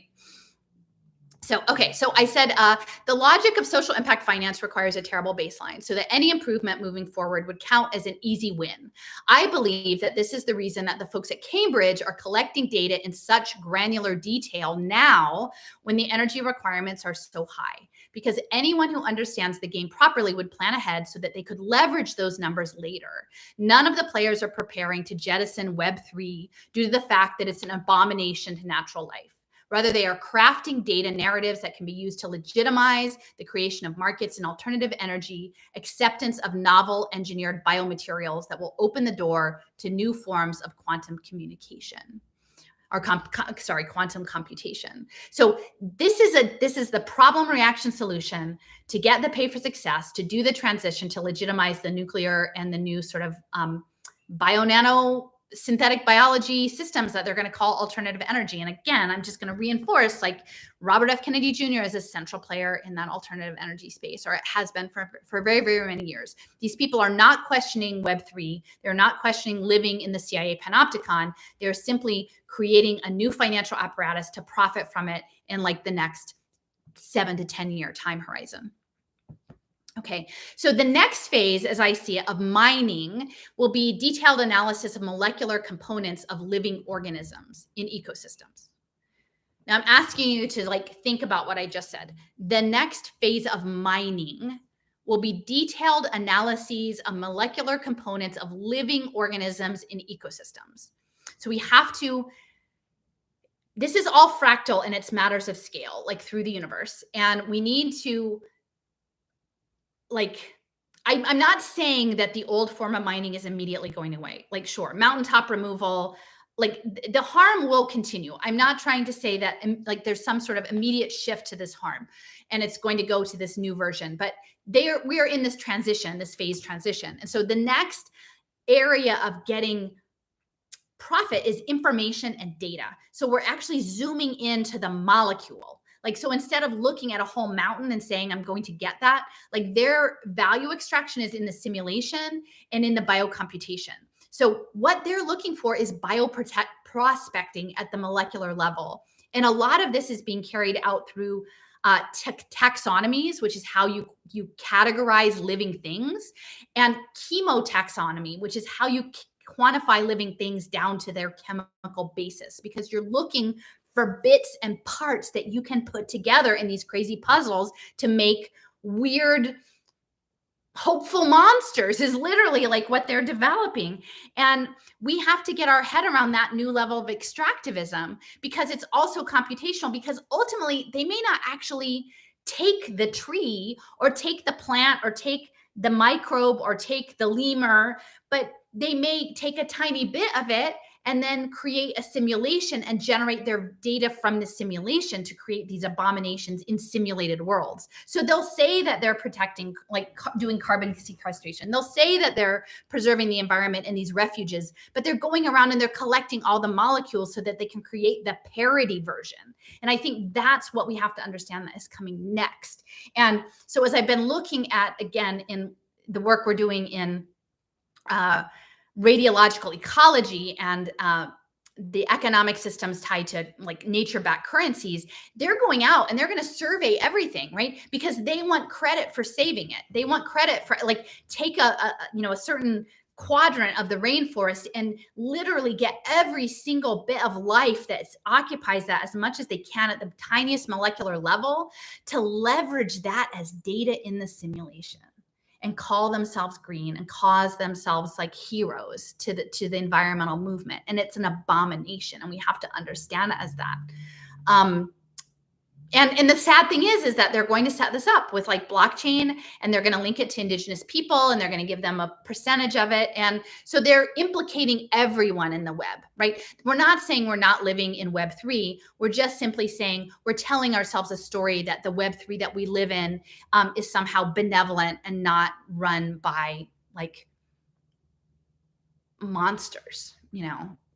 And I'm not, maybe that's terrible. Okay, I'm trying to be better about like not saying that. My kid always gets mad at me when I say that. Not monsters, but we're being run by systems of domination, like intense systems of that we can't get out from under. And that's when I talk early on about like the cracks and the woundedness, the festering wound. Like that is it. Like how do we get out from under that? None of us can individually get out from under that. We have to actually come to some discernment in our beingness and then get there.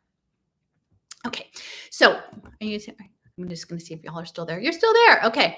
It is vital that the public begin to grasp that the sustainability narrative as advanced by the United Nations, the Global Impact Investment Network, and the Impact Management Project, Scott Kleinman's Apollo Group, and other ESG promoters is not about saving the planet, but rather entangling all facets of existence into mechanical systems to quantify nature, to monitor the value of each individual piece down to the microbe.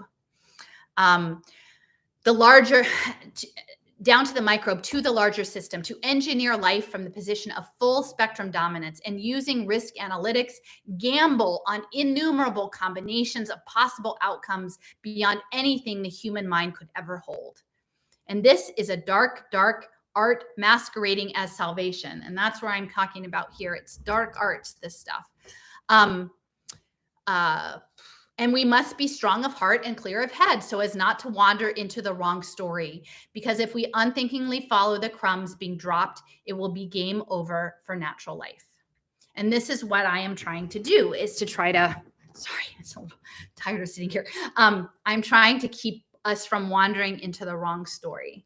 And I know, I don't know how to do that. And if I feel emphatic about some of this sometimes, it's because I just feel this profound responsibility. Okay, so the University of Pennsylvania knows this game very well. Wharton began accepting cryptocurrency for tuition payment last year, as well as accepting a $5 million anonymous gift of cryptocurrency for its Stevens Center for Financial Innovation. This center is named after Ross Stevens, who is an alumnus who started at Goldman Sachs, and then he founded Stone Ridge Holding Group, where he currently manages $20 million in alternative investments. And that doesn't seem like much, but he's very well connected. You'll see there's like, this is not the full thing, but it's a tweet. Let's see.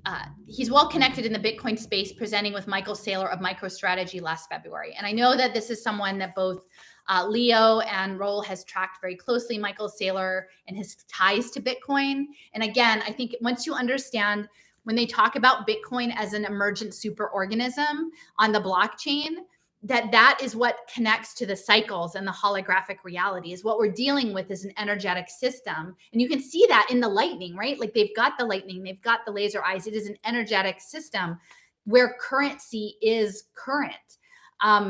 And so anyway, I'll just read it. It says, New York DIG has raised $1 billion to accelerate growth and enhance its institutional grade Bitcoin platform to support lightning payments, asset tokenization, and smart contracts. So they're doing, even in this downward market, they're still pouring money and to prop up the Bitcoin.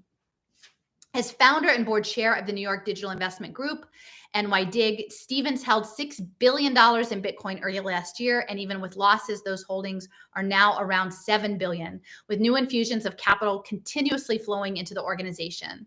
NYDIG facilitates Bitcoin transactions, including Penn's anonymous cryptocurrency gift, and it hopes to pave the way for Bitcoin adoption in hundreds of U.S. banks and credit unions. Through partnerships with sports franchises like the Houston Rockets and the New York Yankees, Stevens has begun to target payroll and employee benefit systems. DIG provides technical support for employees to direct a portion of their salary into BTC acquisition, with dollar cost averaging smoothing the bumps along the way. The Stevens Financial Innovation Center hosts a blockchain laboratory and incubators for both blockchain startups and digital assets. There's a Penn-affiliated Discord community that connects students and alumni with jobs and opportunities in the blockchain crypto space. Among the advisors to their Cypher Accelerator, so let me see. To their Cypher Accelerator, that's the name Cypher, are Jeff Amico of Andreessen Horowitz, Charles Birnbaum of Bessemer Venture Partners, Stephen Cohen of Bain Capital, Tim Draper of Draper Associates, Mark Cuban of Cuban Companies, and Chris Giancarlo, former chair of the Commodities Futures Trading Commission. Sponsored projects include software to scale blockchain smart contracts in housing, healthcare, gaming, and financial sectors to assess risk, promote ubiquitous AI, and enable investments in celebrity athletes. And, if I posted a number of times an article, I think it was in Slate magazine, a short story called Overvalued, which is actually a very dark short story about a hitman that essentially goes around and offs overvalued employees, and that they've created these derivative markets on human capital, speculating in smart kids the way they would do high school athletes, people who are smart in STEM and sciences. It's a pretty intense short story, Overvalued. Okay. So I have a great deal of frustration. So this is the part where I get a little testy. And again, we all have lessons to learn. And part of that is me being maybe a little bit more moderate. I can be a little fiery. I guess I'm a fire sign, right? I have a great deal of frustration with people, especially people who identify themselves as experts in blockchain, who are not yet drawing obvious connections between digital money, decentralized ledgers, and Web3 augmented reality and social impact finance. In my opinion, we are having all the wrong conversations around blockchain. Those pushing cybernetics and bio-nano-engineering as a quote-unquote just transition continue to manage digital conversations and channel attention in ways that allow the power structure to program public acceptance of quote-unquote solutions to problems they've manufactured just for that purpose.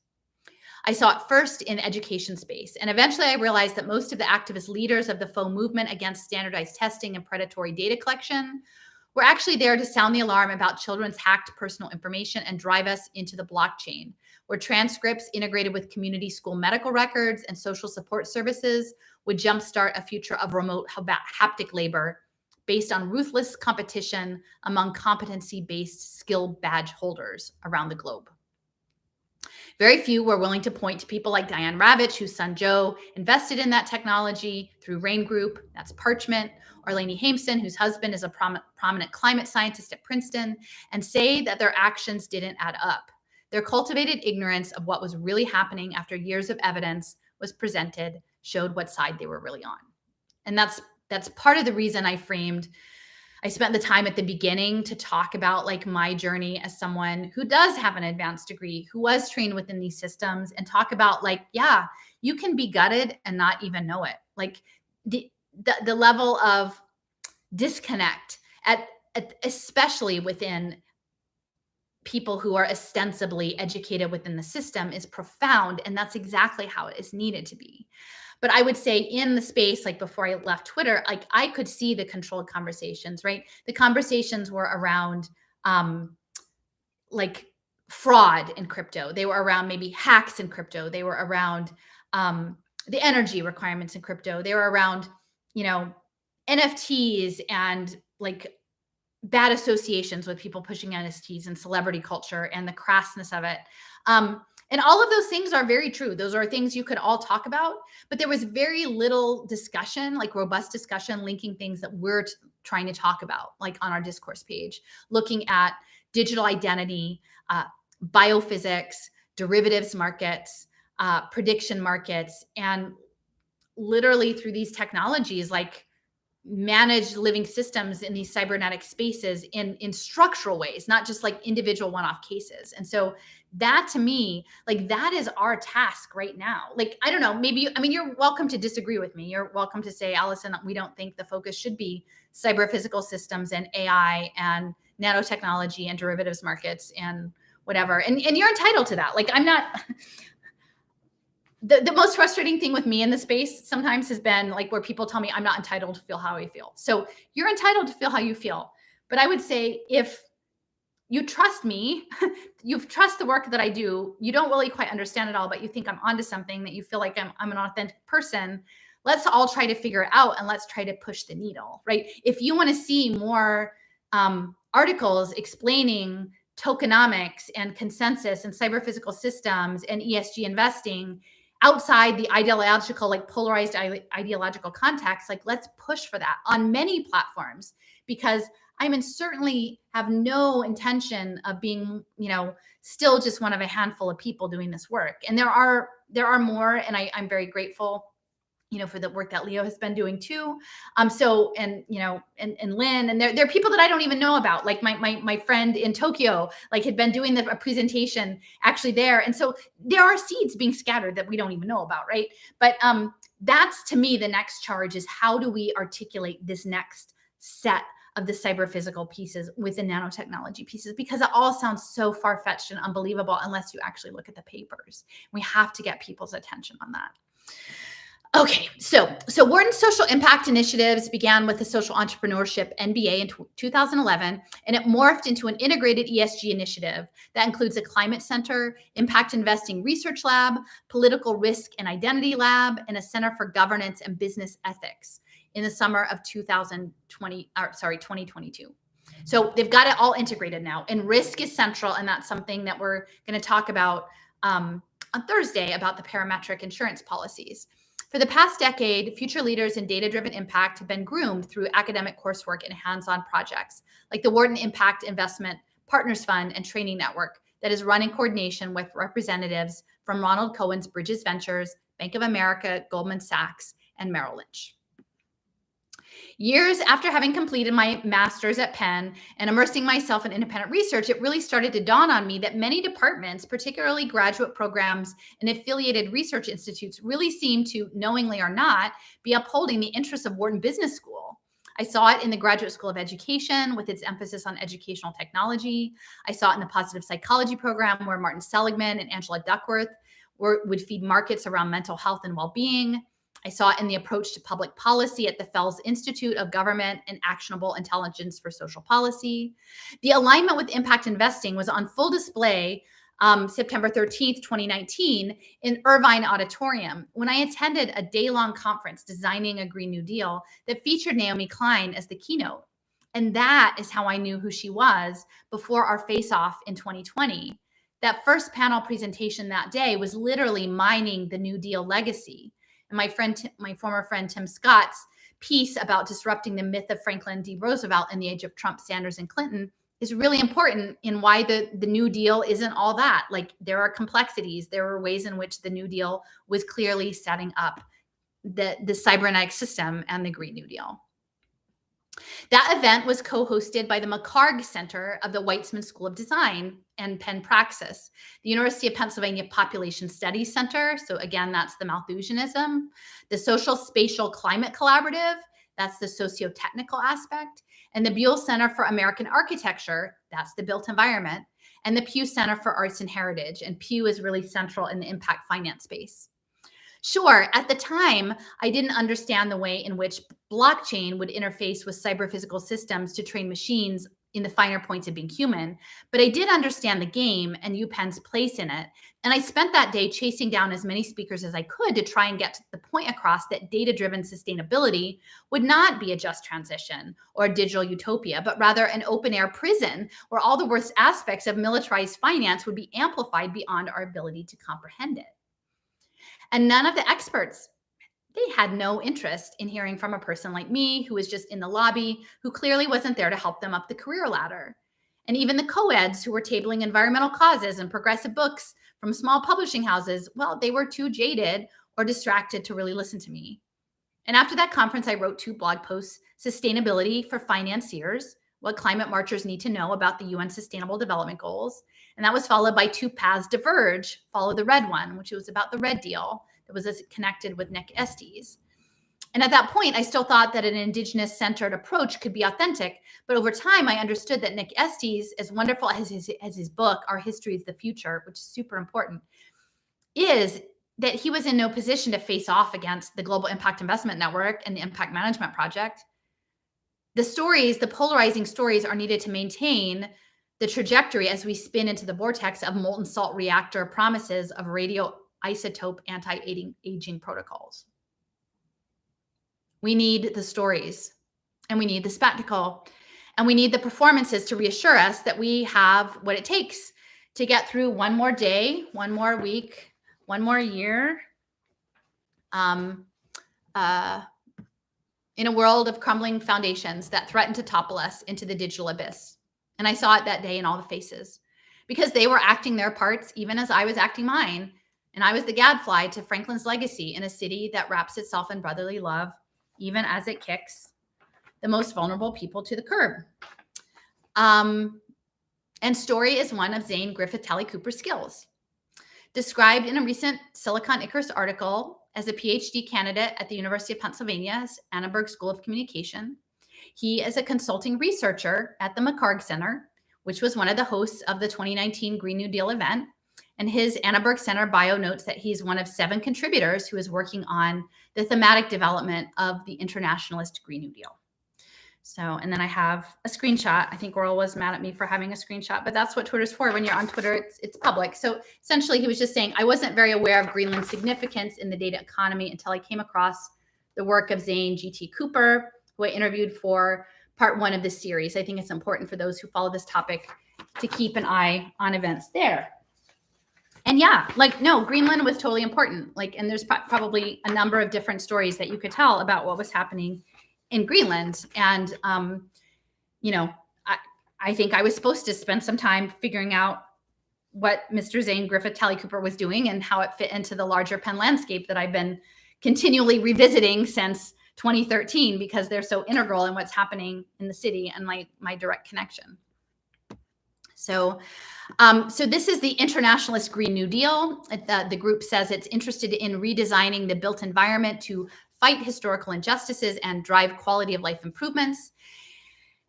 They anticipate massive transformation of how and where people will live. That's the whole stakeholder, renter economy, subscription economy.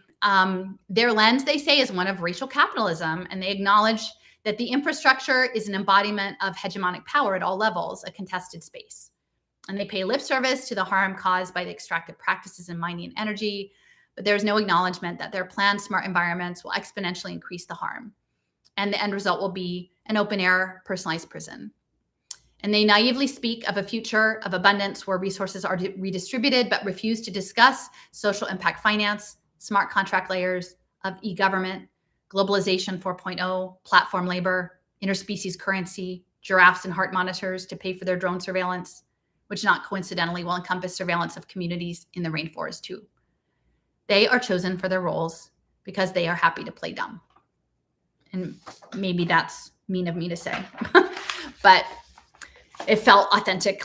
I do feel like, and part of the other communication was about another academic person who again, as an individual may be fine, but the archetype that they are in the system is they're paid to tell some of the story and not the full story. And that's just how it goes. That's something that's hit me over and over again, like, over the past decade. So people like Zane take funding from the Iceland Blockchain Foundation to run their immersive media junkets while pretending that the mining is really about Aurora Coin and not about augmented reality, digital twinning, mental entrainment, behavioral economics, cybernetics linked to the Internet of Bodies, the Internet of Bio-Nano things. Academics play both sides, the expert and the idiot, as circumstances require. What hat do you wear to your gig at Intel advising on Web3 sustainability? And again, that's probably, I was getting snarky on this part. I think Jason was like, you got a little salty there. And again, it's not necessarily against him as an individual. It's about the structure. Like, to me, it's one thing if you hold a different viewpoint, like substantially, and you're authentic in your viewpoint, even if it runs counter to mine. What hits me so hard is when there are individuals who on the surface proclaim they are all a certain thing, but then in practice are not that, or substantially not that, if not in their entirety, that there are substantial flaws that they refuse to examine. And that's because the story, they need to live in a certain story, right? The story that they're the hero of their story. And so they can't look at it because then it would make things too complicated. And what I'm saying is we're all in it.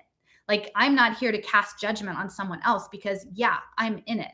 Zane's in it, Raul's in it, Jason's in it, Lynn's in it. We're all in it, but we have to figure out what to do next. And we're not going to get there if the story we live in is pulling punches and not actually going to get us to the healing, the solution that we need if we're telling ourselves stories that are incomplete. So I'll just read from his LinkedIn. He describes himself as a sustainability researcher at Intel and a PhD candidate at the University of Pennsylvania in Philadelphia. He says, I am a sustainability researcher in Intel's Software and Advanced Technology Group and a doctoral candidate at the Annenberg School for Communication at the University of Pennsylvania. My research focuses on the logistical, ideological, and historical entanglements between information and infrastructure, energy production, and raw resource extraction. My dissertation, Bitcoin, Rare Earth, Data Energy and Extraction Across the Arctic, is a multimodal and multi-sided ethnographic study, that's immersive media, of the entangled material practice of data, energy, and extraction in and between Iceland and Greenland. In this work, I juxtapose Iceland's booming cryptocurrency mining with Greenland's nascent rare earth mining industry to bring into sharper relief the circuitous ways in which material culture of data production are maintained, not so much through linear supply chains, but through a more complex matrix of energy production, resource extraction, and logistical geographies. And I hope to adapt this research agenda to prescriptive policy frameworks that can help build a more cohesive, conceptual, and regulatory regime for data, energy, and resource extraction, not as siloed knowledges, but as shared areas of concern. And I'm sure we know how that will all be shared. And among his experience, so this thing at Intel just started recently this summer, June 2022. And it says, as part of the Sustainability Program Office in the Software of Advanced Technology Group, I conduct qualitative research on the culture, politics, and design of sustainability in Web3 and open source software community. And Jason and I have talked a lot about open source software. Doctoral fellow at the University of Pennsylvania, the Center for Advanced Research on Global Communication. And again, I think we need to understand that the communication is the holographic reality. Like, the communication is the cycles and the frequency, and it is global, it is cosmic, right? I mean, it is all of those things. And communication is actually the fabric of reality. That's these waveforms. And they knew that. And, I would say I wrote a piece a while ago about the Namshub of Enki and Penn's connection to this Research Institute for Advanced Judaic Studies, and that Walter Annenberg facilitated the transfer of a very significant collection of early biblical tablets and like Sumerian and Babylonian tablets that were at Dropsy College, which is where Benjamin Netanyahu's father taught with Noam Chomsky's dad. In the 80s, that university kind of fell apart, and Walter Annenberg, who's the funder of this school, and also USC Annenberg, and USC is where they're developing synthetic people. Like, he facilitated that transfer, and it's imprinting. It is this NAMSHUB. It is this coding element, right?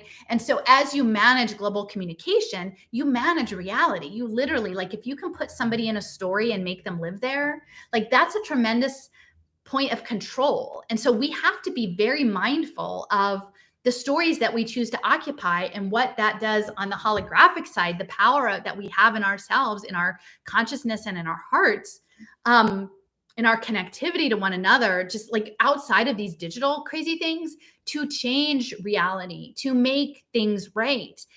Because that's the power, I think, that they want to suppress in all of us. And that's why, as much as maybe we venture forth into the world and we get hurt, right? Like we feel not seen or misunderstood or targeted.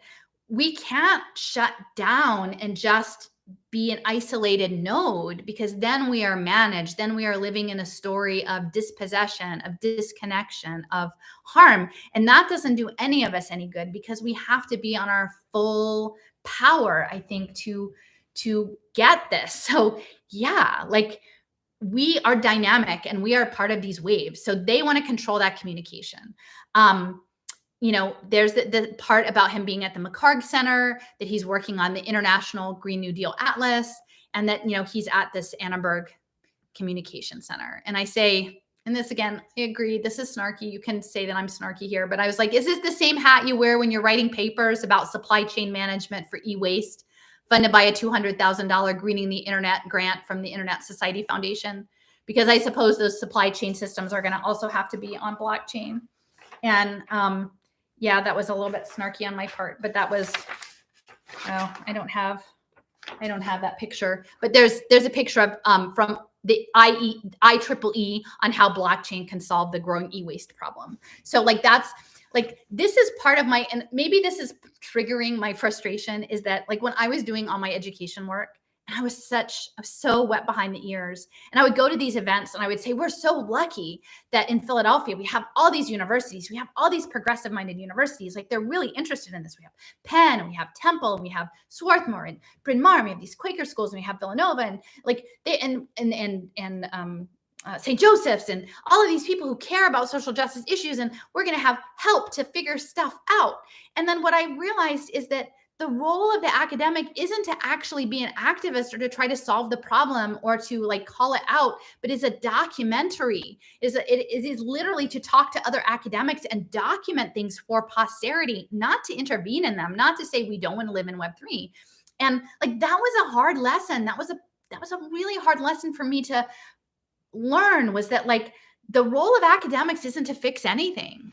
Like, it's just not. That's not how it works. And even within journalism, I think, like, Roll was sort of saying, well, you don't understand journalism. Well, I'm not a journalist. Like, I'm totally not a journalist. I'm not meant to be a journalist. Maybe I'm meant to be a crazy storyteller of stories that are too hard for most everybody to understand, but just a few people. But maybe those few people who hear my story and see my dolls and see the Dandelion Manifest posters will make a difference. Like, I'm not a journalist. I'm not an academic. I'm none of those things. I'm called to be some other thing. Like, when I left my job in the fall, last fall, they were like, well, what are you going to do? And I'm like, I need to save the world from nanotechnology.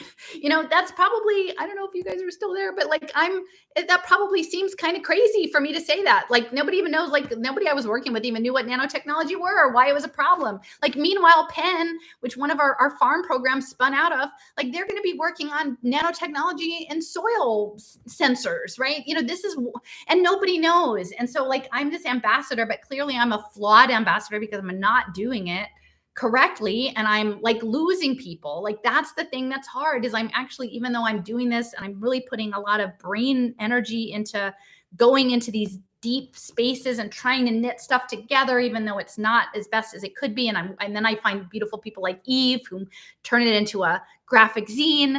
Like, I'm trying to tell this story, and I feel like that it keeps speeding up. So anyway, if you want to put yourself in my shoes, that's where I am with Penn. Okay, so then I say, what hat would you wear to meet me for a beer or a coffee so that we could talk about the IXO Foundation's vision for a world covered in code? Yes, that global South world you pay lip service to in your lofty essays.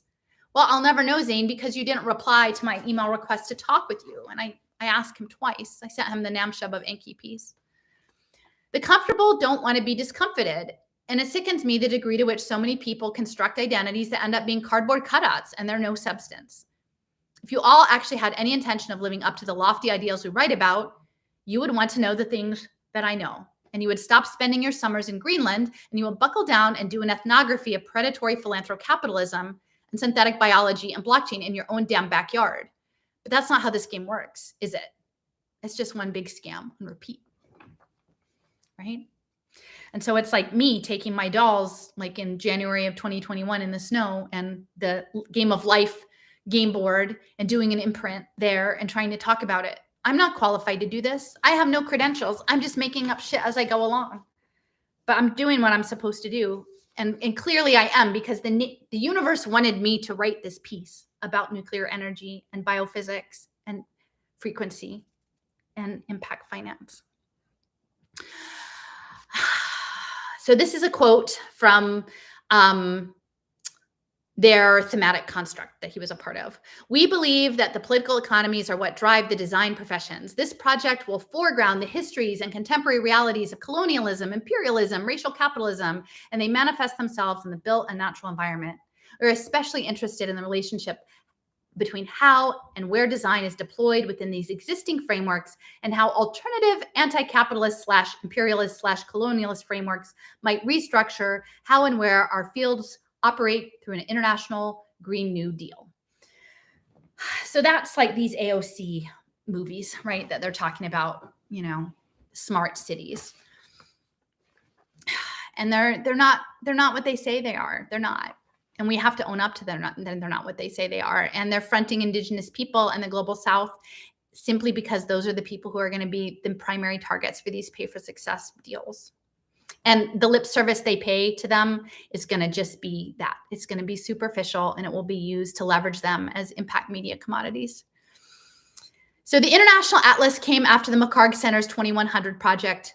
The insanity of that thinking is aptly represented on page 66 of an 81-page document where the authors describe a, where the authors describe a need for nearly 90% of the United States to be covered in trees by 2060 to achieve their planned levels of carbon sequestration. While they may call such installations forest, I doubt very much such efforts would lead to any sort of biologically rich integrated ecosystem.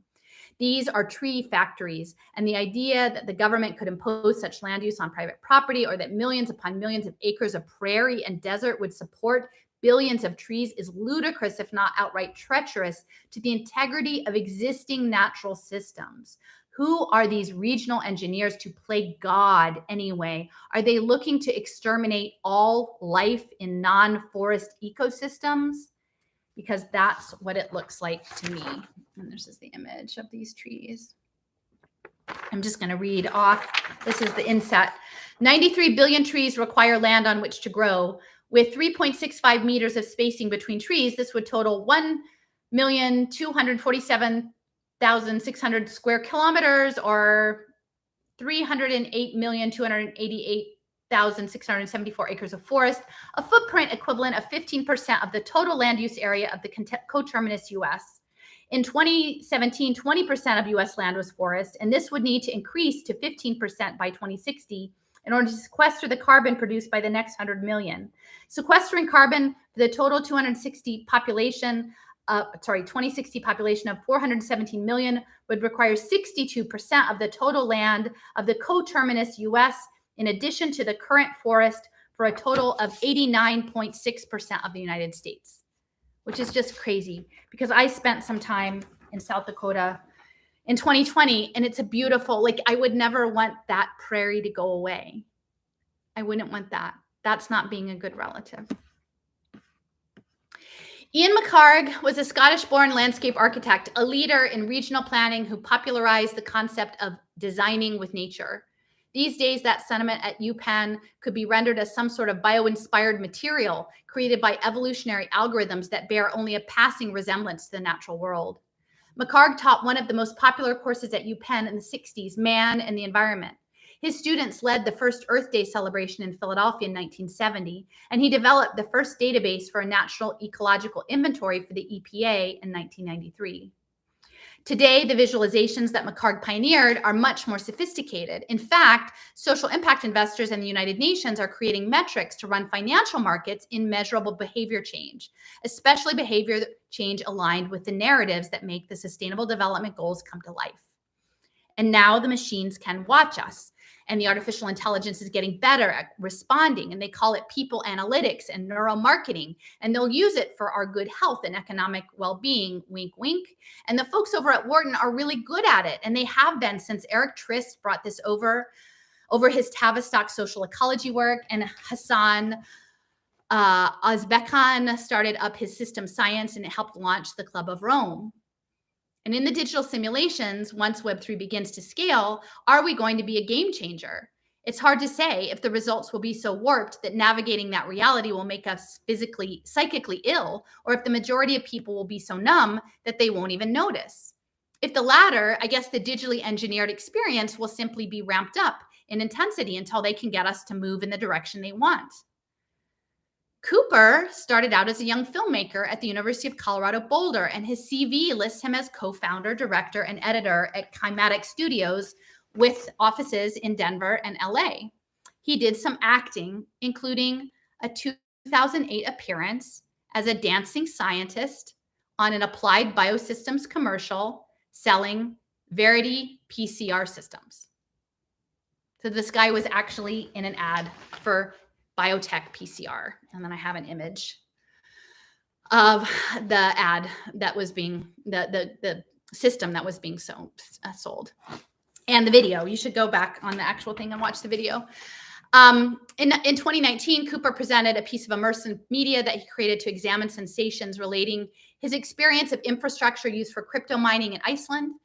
The production was called Alchemical Infrastructures, Making Blockchain in Iceland, and it was supported by the Annaberg School, the Kleinman Center, UPenn Center for Experimental Ethnography, whose 2021-22 theme was Hyperfictions, Hyperreality, and it was featured in an exhibit at the school, along with a soundscape and portrait series. One additional feature of the exhibit was a functional Antminer 7 that mined the unofficial cryptocurrency of Iceland, which is called Aurora Coin. Cooper said, quote, configuring the rig for the solo mining Aurora Coin through a campus internet connection was no easy feat. The exhibit enjoyed a tremendously positive reception and was featured on the local news. The overall intent of the exhibit was to give blockchain and cryptocurrency a more immediately relatable face by focusing on the people and material processes involved. Now remember, this was funded by the Blockchain Foundation of Iceland. Aurora Coin was created in 2014 as a replacement currency for the small country after the economy crashed in 2008. Coins were distributed to citizens through a national ID system, but many people cashed them in right away, causing the system to crash in short order. It was known as one of the first pump and dumps. And Zane often describes the focus of his work as alchemical, an alchemical process, a topic of a recent collaborative presentation. Turns out it's very difficult to turn digital money into gold. The VR element that he developed was featured in a 2019 conference hosted by the Penn Program in Environmental Humanities, Environmental Storytelling, and Virtual Reality. The keynote address given by Jeremy Bailenson, director of Stanford's Virtual Human Interaction Lab, was called Experience on Demand. And according to Stanford Bio, Bailenson studies the psychology of virtual and augmented reality, in particular, how virtual experiences lead to changes in perception of self and others. So I'm just going to say that again. Bailenson studies the psychology of virtual and augmented reality, in particular, how virtual experience lead to changes in perceptions of self and others. I would say that's a huge piece of all of this digital experience, is to destabilize our understanding of ourselves, the story that we're living in, and our relationships to other people, and to sow a profound sense of distrust.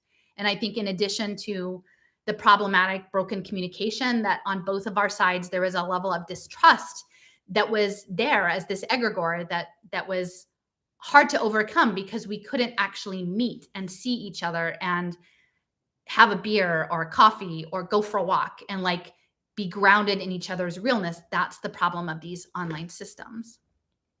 It is astonishing to me that people actually imagine any of this is green, but not to worry. Fellows like Zane will be coming in with systems to manage the e-waste and mitigate the harm of data transmission and storage. And I do have an image, and it didn't print out, but it's traveling. It's a UN virtual VR headset. It's called Traveling Virtually to the Pacific, and it's talking about climate change and these Pacific islands being inundated, and it's supposed to trigger empathy, right? And this has actually been built as a social impact market in VR. The conference had other talks on bodies in fantasy worlds, panels on the value of play, trainings in immersive game design for climate change, which was sponsored by the company Unity, and hands-on pedagogical opportunities.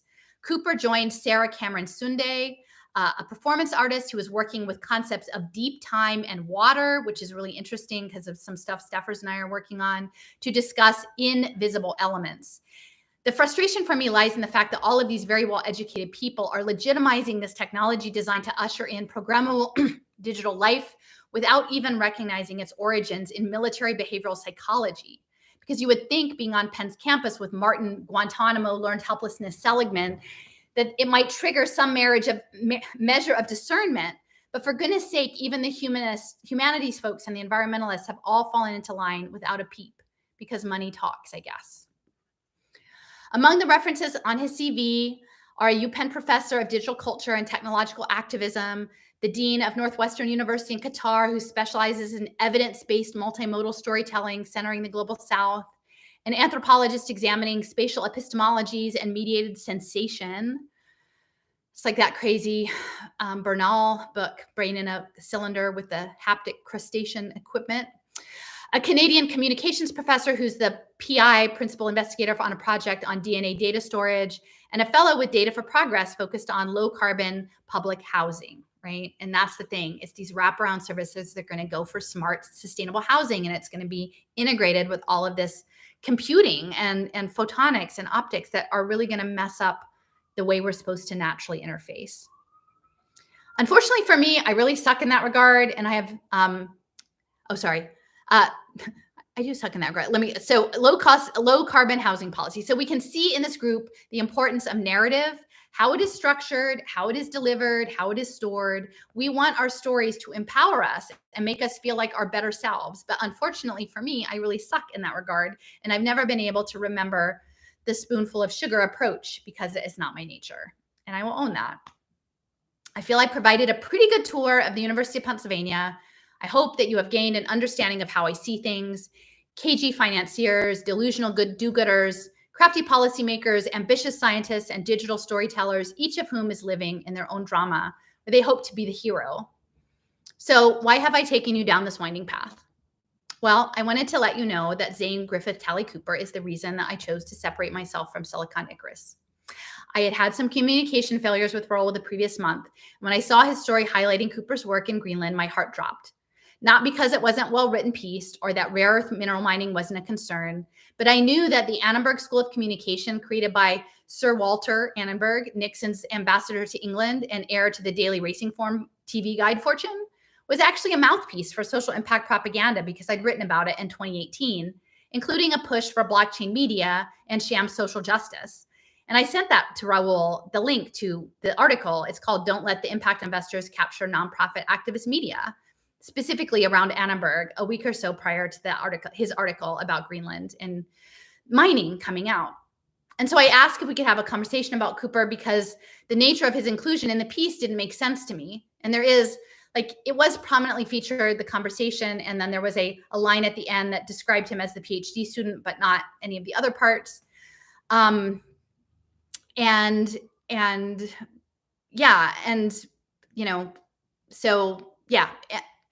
I asked if we could have that conversation because the nature of his inclusion didn't make sense to me.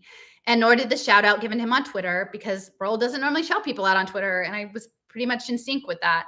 I pretty much read and uplifted every piece that Roel had written over the course of the year on Silicon Icarus. And I don't like to let things fester, and I'm kind of blunt and direct, and I'll own that, but I don't play games, and I just want people to know where I stand. And so we never had that conversation, that door was closed. There was a brief message exchange that abrupted endly. And at that point, I just felt like we were on different paths, and it was probably appropriate to remove me as a contributor. And he didn't open the message. He eventually did, like weeks later, but that I sent. And I had said, I hoped our paths would cross. And I wished him open paths on his journey. And that I hope, I'm sure he'll continue to do important work, because I'd love to think that impact finance is going to be part of it. And maybe I should have not said this, but this is not the first time that people I thought understood the overall picture, like ended up pivoting, right? And that's part of that trust process, right? He thinks I don't trust him. And then I'm not sure. Like, if we had a chance to talk about the trajectory of the series, maybe there's something in these later parts that's about that. That's about the cyber physical. That's about the tokens. But there wasn't enough trust to even have the conversation. So we couldn't get there, which is the challenge. Again, in the spaces and with the cycles, and maybe the planets were just not aligned. So anyway, so as I said in the beginning, it's not about assigning blame. I'm in the machine as deeply as anyone. And I have empathy, even for Zane Talley Griffith Cooper, because it can't be easy on your soul, getting paid to study Web3 sustainability and also being expected to be an anti-imperialist with your academic friends. But he did do Beckett naked. And so I guess he'll probably make it through. And I found this another bizarre part of his CV. I don't know, maybe this is something in academia that you just lay it all out there. But yeah, evidently he was part of a nude Beckett theatrical production. So like, clearly the guy's got a pretty good sense of himself. I stepped away from Silicon Icarus, not because Roll interviewed Zane or wrote a piece I felt pulled punches, and I kind of did, but because my request to talk about it was rejected. And I didn't have these 10 pages of thoughts when I made that ask, but there were things on my mind, and they were serious. And to my way of thinking, real friends should have enough trust and respect in one another to do the hard work of being human, which can be messy. And 2 years of support deserve better than ghosting, which I felt like I was, but we don't know what it's like, what people are going through. We're not walking in their shoes, and he's facing challenges. At the same time, I take responsibility. Like, I don't regret asking for the conversation, because I wouldn't have be me if I hadn't. And the hardest part is not knowing if we actually were really friends. And that's the sickness of the internet. It can be a real mind fuck. So if the past few years have taught me anything, the universe operates according to purposeful, if mysterious, plans. And I've had people arrive in my life to teach me and then abruptly leave. And still, we are all connected. And so I will end with this passage from Louise Erdrich that I read this past week. Oh, here it is. It's such a good book. Get this book. It's a quick read. It's very sweet. And I think the universe sent me this book to read, because I was going to read B.F. Skinner's Walden 2. And I was just like maybe, I don't know when I'm going to read this. I just can't get up for it right now. But this is a good one. So like Louise Erdrich, and it's about waves. So the waves are the key, right? The waves, like, not, right? These waves. But I like the idea of the canoe waves a lot better than economic cycle waves. Okay, so waves are key. Periodicity, cycles, harmony. Edward Dewey knew some things. And this paragraph is from Books and Islands in Ojibwe Country, page 64. Quote, waves. On our way to visit the island and eternal sands, we experience a confluence of shifting winds and waves. Tabasonaquit, that's her partner, shows me how the waves are creating underwaves and counterwaves. And the rush swells from the southeast are bouncing against the rocky shores, which he avoids. The wooded lands and shores will absorb the force of the waves and not send them back to create confusion. And heading toward the open water, we travel behind the farthest island, a wave cutter, and we slice right into the waves when possible. But we are dealing with yesterday's wind, and a strong north wind and swells underneath the waves are now proceeding from the wind that shifted fresh to the south. And I think if what Tabasonaquit's father said, the creator is the lake, and we are the waves on the lake. The images and complexity and shifting mutability of human nature is very clear today. And then I said, perfect, Louise. Your words touch my heart. And I wish a wave cutter island for everyone who needs it right now, each and every one. Hug your people. You never know what tomorrow will bring. And so that's all I got. I'm a bit of a mess. I'm prickly. I may be a bit OCD. I'm pretty smart. I have a small circle of friends. It's shrinking. and I still believe in us, and I still believe it's not a numbers game, and things happen for a reason. The complexity, the mutability. If I zoom out enough, I'll know why all this happened. And I will say, like, so I'm just gonna go. So I was talking to Deep D, and bless her, like, she's been sick, so it was really kind of her to spend a lot of time with me, talking and sort of walking me through this, because this is hard. Like, I'm not saying any, like, I think there's, again, and I just want to reemphasize as we close this out that I think we should all work to uphold the best selves of all of us. It's a tricky thing to do when we're both trying to respect people's own personal agency and navigate these really treacherous waters, and then feel like we want to help, and in helping hurt people. And it's a dance, right, between your agency and my agency. And I never meant to tell Raoul what piece he was allowed to write. I just wanted to understand. And then in that understanding, I could make my own better assessment of the situation. Because I had been one of, I mean, I still, like, as a friend, I support Raoul. And I had been supporting Silicon Icarus straight out for like the better part of a year in really intense ways. And so when things got wonky, I felt like I needed to pursue figuring that out. And then when I was unable to really get a satisfactory resolution, other than that our paths had separated, then I needed to tell people, and I needed to explain my thinking so that people wouldn't make other suppositions, because that's what the internet does. Like, the internet lives on hype cycle and drama and polarity and all this stuff. And so, like, ultimately it just comes down to a lack of communication and a lack of trust, which are things that we can get over, right? Like, we can be our better selves, and we can learn from that, and we can try to do the better the next time. So I would say I have no happiness in, like, writing. Like, I was supposed to write this. Like, to me, it's very clear that I was supposed to, like, this person was delivered at my footstep to say, look into this. This matters. This is a key.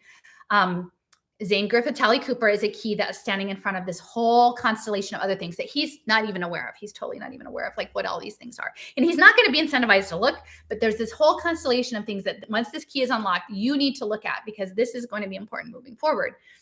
And I didn't relish that. Like, I actually, for the past several weeks, like, it's hurts my heart, this whole thing, like, losses, separations, losing paths, every time. It on all the things. It is a, I talked about the entanglements and Orson Scott Card and the, phyllotes, the entanglements. And, like, we get entangled, and then sometimes the entanglements come apart, and there's like a mourning thing in there to figure it out. So it's heavy. It was heavy for several weeks, but I wouldn't have done it differently, because I think if I had let it fester, if I hadn't addressed it, or if I pretended it didn't matter, I wouldn't have been fulfilling my purpose. And so Raoul has his purpose, and his purpose is going to come with whatever comes out of the rest of this series that he's working on. And it will be interesting to see what that is. And, I would really love there to be more people working on cyber-physical systems and impact finance. And, I'm very grateful for Leo stepping into that space and doing that. And there are some other people out there doing that as well. I feel it sometimes feels really lonely, because I do feel like the bad cop sometimes, to show up and say, clarity, blah, blah, blah, focus, this, not that, or this under that, or this first, or, be mindful. Where are we going? This larger conversation has to happen. I know it's complicated and it's hard, and everyone's tired. Like, even the people closest to me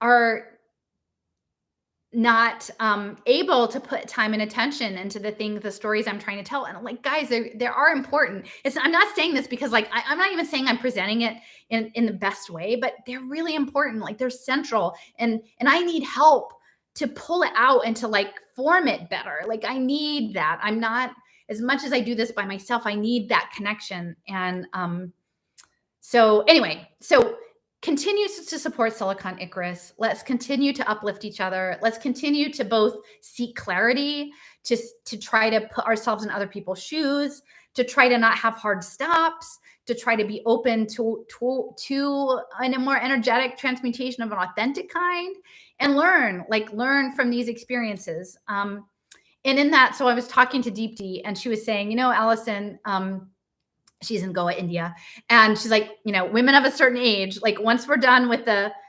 energetics of the, reproducing the stuff, we actually kind of come into our power. Like we fulfilled that obligation, and like our larger purpose opens up. And even like my husband keeps saying, you've changed. And I'm like, I don't think I changed. I think I'm just like more me.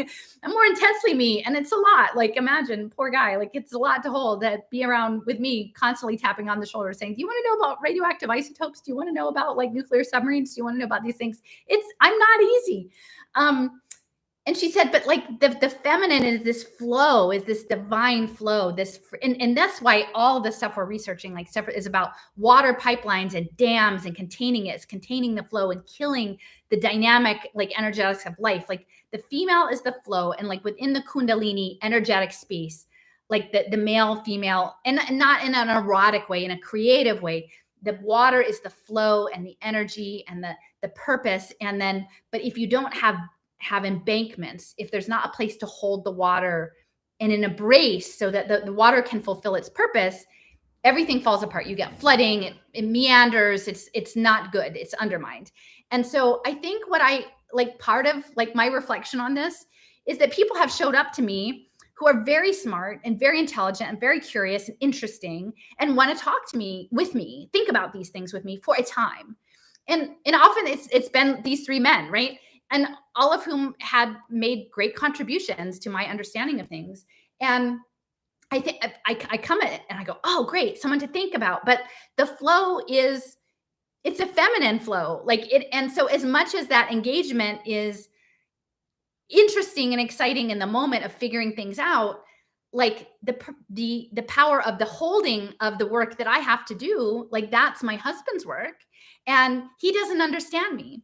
And he's an integral part of this whole system that I'm chipping away at the bottom. And, and in this 2.5 years, like this has been manufactured trauma for all of us. Right. And we're all really scared and uncertain of what it is. But I think we've kind of gotten to this better place. So that's like part of the lesson that I'm learning, is like, I need to be more cognizant of simply being settled in myself for doing this work, that it's coming from within me, and that I'm serving this purpose, this energetic purpose, and that I don't need to look outside either for that, because the support I have, my husband doing the groceries and the laundry and, keeping the roof over our heads and all this stuff, like he is doing his job, which is to be the riverbank, to be that embankment. And so that was a beautiful thing that came out of this experience for me. I mean, I hope that maybe Roll is able to like, I know he's very angry right now, but is able to get to a place that there's something out that came out of it for him. And I bear no ill will in this, I bear no ill will. It may seem like it. It may have seemed that way, but I think, again, we have the power of how we direct our consciousness and our mind. And I'm me. I'm not perfect. But I'm doing the work. And it is getting done. Like I do. And I believe the work is in the field. I think the work is in the field and in the cycles. And like, I would definitely say, look up Mr. Zane Griffith Talley Cooper. Like the fact that he's all Mr. Alchemical, that means something. That he's done a whole work, like he did a whole lecture, which is a bit of an odd lecture with another woman on alchemy and cutting away nature from time and about rocks. And, I think it's a lot about this biogeochemistry and what we're looking at with the UC Berkeley lab and biochemistry and what they're doing in Colorado and what they did long ago in Oak Ridge National Labs, and they're doing there again. There is something beyond, but you have to get to the point, I think, that you feel good about yourself. So, Raul, I apologize if I made you feel less than, because you are very talented. And I apologize if you felt that I didn't value the story that you wanted to tell and that we didn't get a chance to talk about that. It is a cycle. So maybe at some point that conversation will happen in the future or not. I don't wish you any ill will. And whatever, that WhatsApp thing is like gone off my phone. And And I hope maybe someday you will be able to get in that space for me, because as my friend, I will also just say a lot of my like the underpinnings of me being able to do this today a bit came from my friend Cliff, who has done a lot of medicine work for a long time and thinking really hard about things and trying to get situated so that we have a perspective and we understand what we're listening to and we understand the looking beyond and trying to understand what other people are listening to. And his gifts have really helped me tremendously over the past couple of years to try out these tools. Not that I'm saying I'm doing it exactly right, but so anyway, putting good intentions out into the field for everyone. Wave Cutter Island, it is complex and mutable, all of it, but also beautiful, right? It's messy and beautiful. It can be scary. But let's work to support each other. All right, bye.